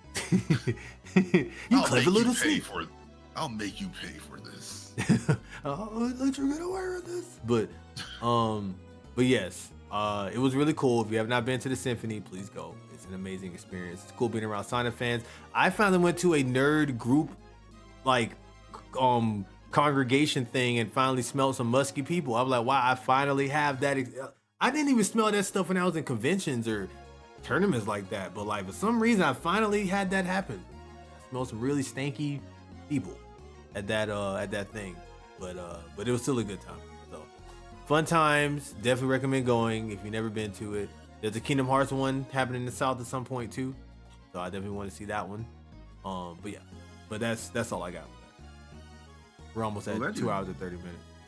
Yeah, I can't believe it's already past 8 now. But sincerely glad you enjoyed it. I would love to be able to go sometime. And like, apparently I forgot there's gonna be one in DC like in 2 days, but ticket prices are like lowest one is $250. Ain't there already in DC? I would love to go to one with you, man. Like I went with my roommate, which was fun. I would like to go with like one of my childhood friends that we used to like really pop off about those songs, dude. That shit would be absolutely crazy. Yeah, it'd be nice if we get a chance one day. I'm not sure if you would want to see like a Sonic one all over again, so we'd have to. Yeah, I would. Okay. I'm gonna say like I would hope that like maybe there's also one like you haven't seen before, so we both have like that brand new fresh experience. That's true. I wouldn't mind doing that as well, but I would love it because apparently they've been changing stuff on them. Because like I explained the D, the stuff I saw, and it was different than the stuff he saw when he went. Like they had the Shadow Generation stuff in mind. Because you know that game was newer. So. And I guess based on what they introduced later this year, like there's gonna be that new Sonic racing game. So Lord knows how that's gonna go down, affecting the. I really hope that it's decent, but we can get into that another time because we need to close this out soon. So. I have a feeling, I'm almost willing to bet money it's at least gonna be better than Team Racing. I bet money on that too. I feel like they've been on a roll with stuff, so I'm like, it's a side game, but it's like this needs to also fall in line. You guys have been doing such a good job in the last like 3-4 years, whatever. How long since Frontiers came out? 2022, right? Yeah, I think 2022. No, 2022. So it's been 3 years. So the last 3 years, they just been kind of hitting. And shoot, actually, the Sonic movie. Do we count the movie first movie as kind of like a good little? That came out 2020, I think. Yeah, I would count that as the true beginning of Sonic's upward swing. Okay. Like, he was already kind of heading there, but I think the movie kind of cemented it both in like listening to the fan backlash of Ugly Sonic to the fact that like they redid the entire movie to have like a better looking Sonic, and then like that helped put Sonic back on the mainstream map, not just the gamer map, but like the mainstream map.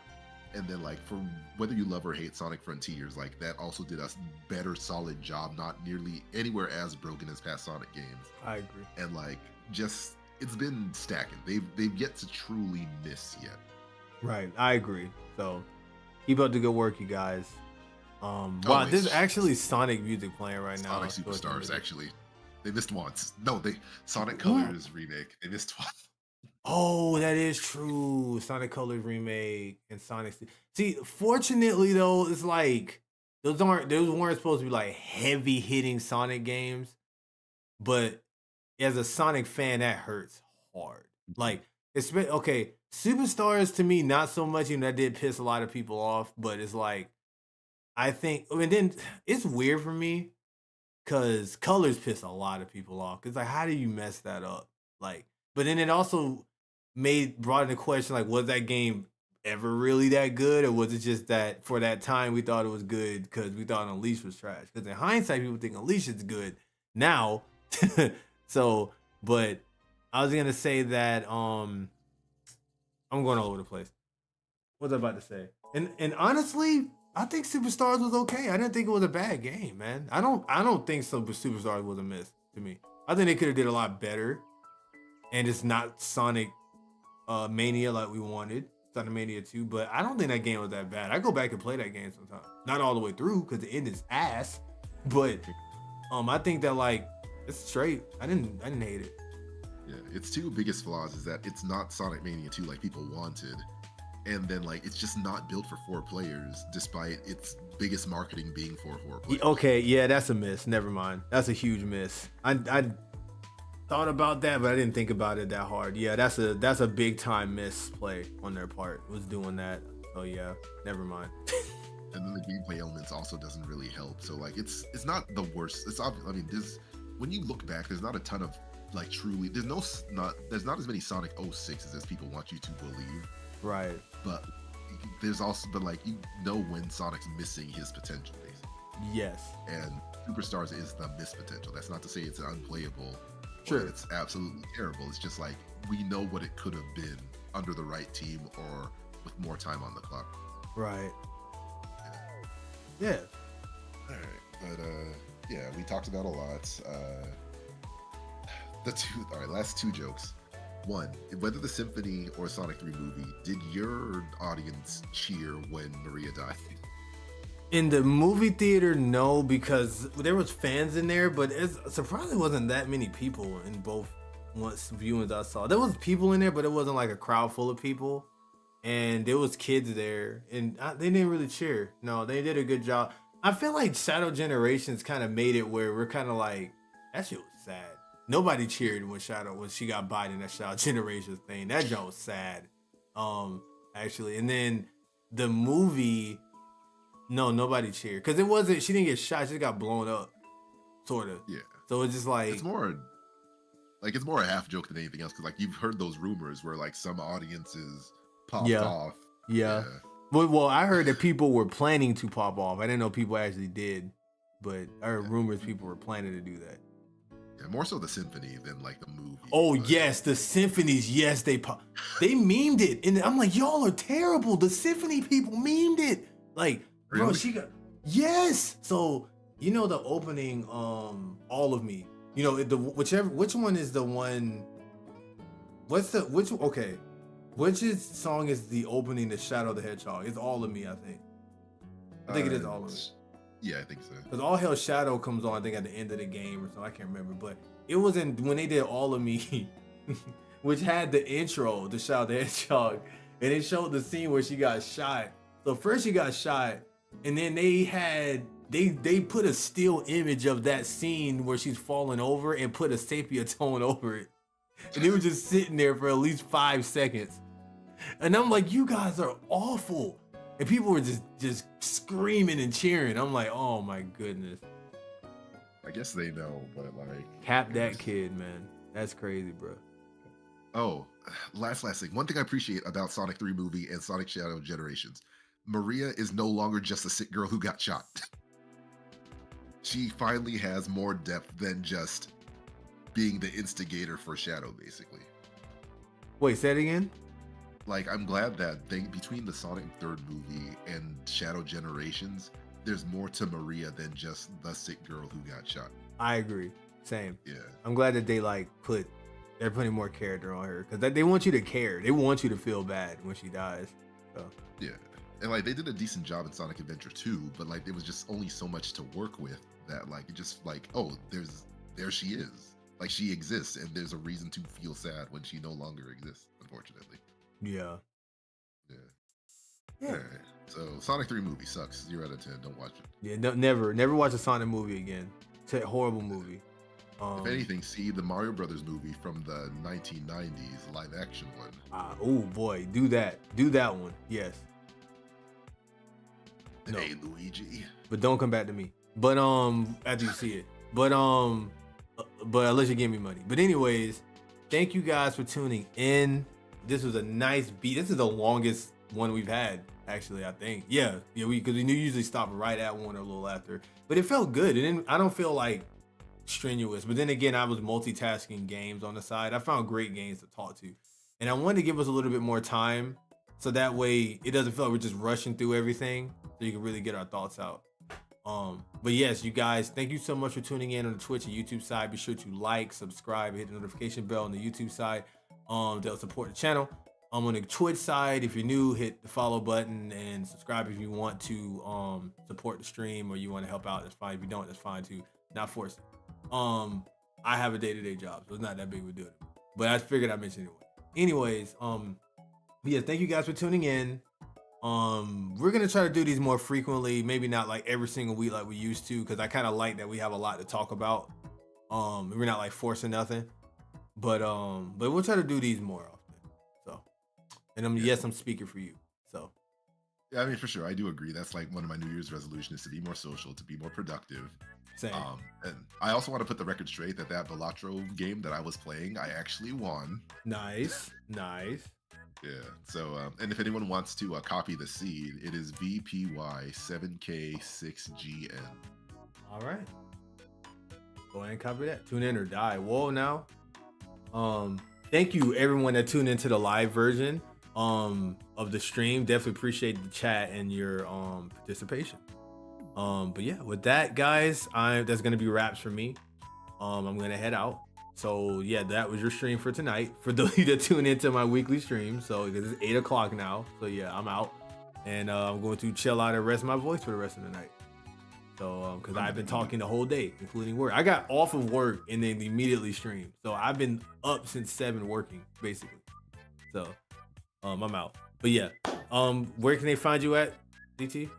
I'm reworking my availability because like Twitter is just kind of its whole entire thing right now. So yeah, next episode or so I'll let y'all know.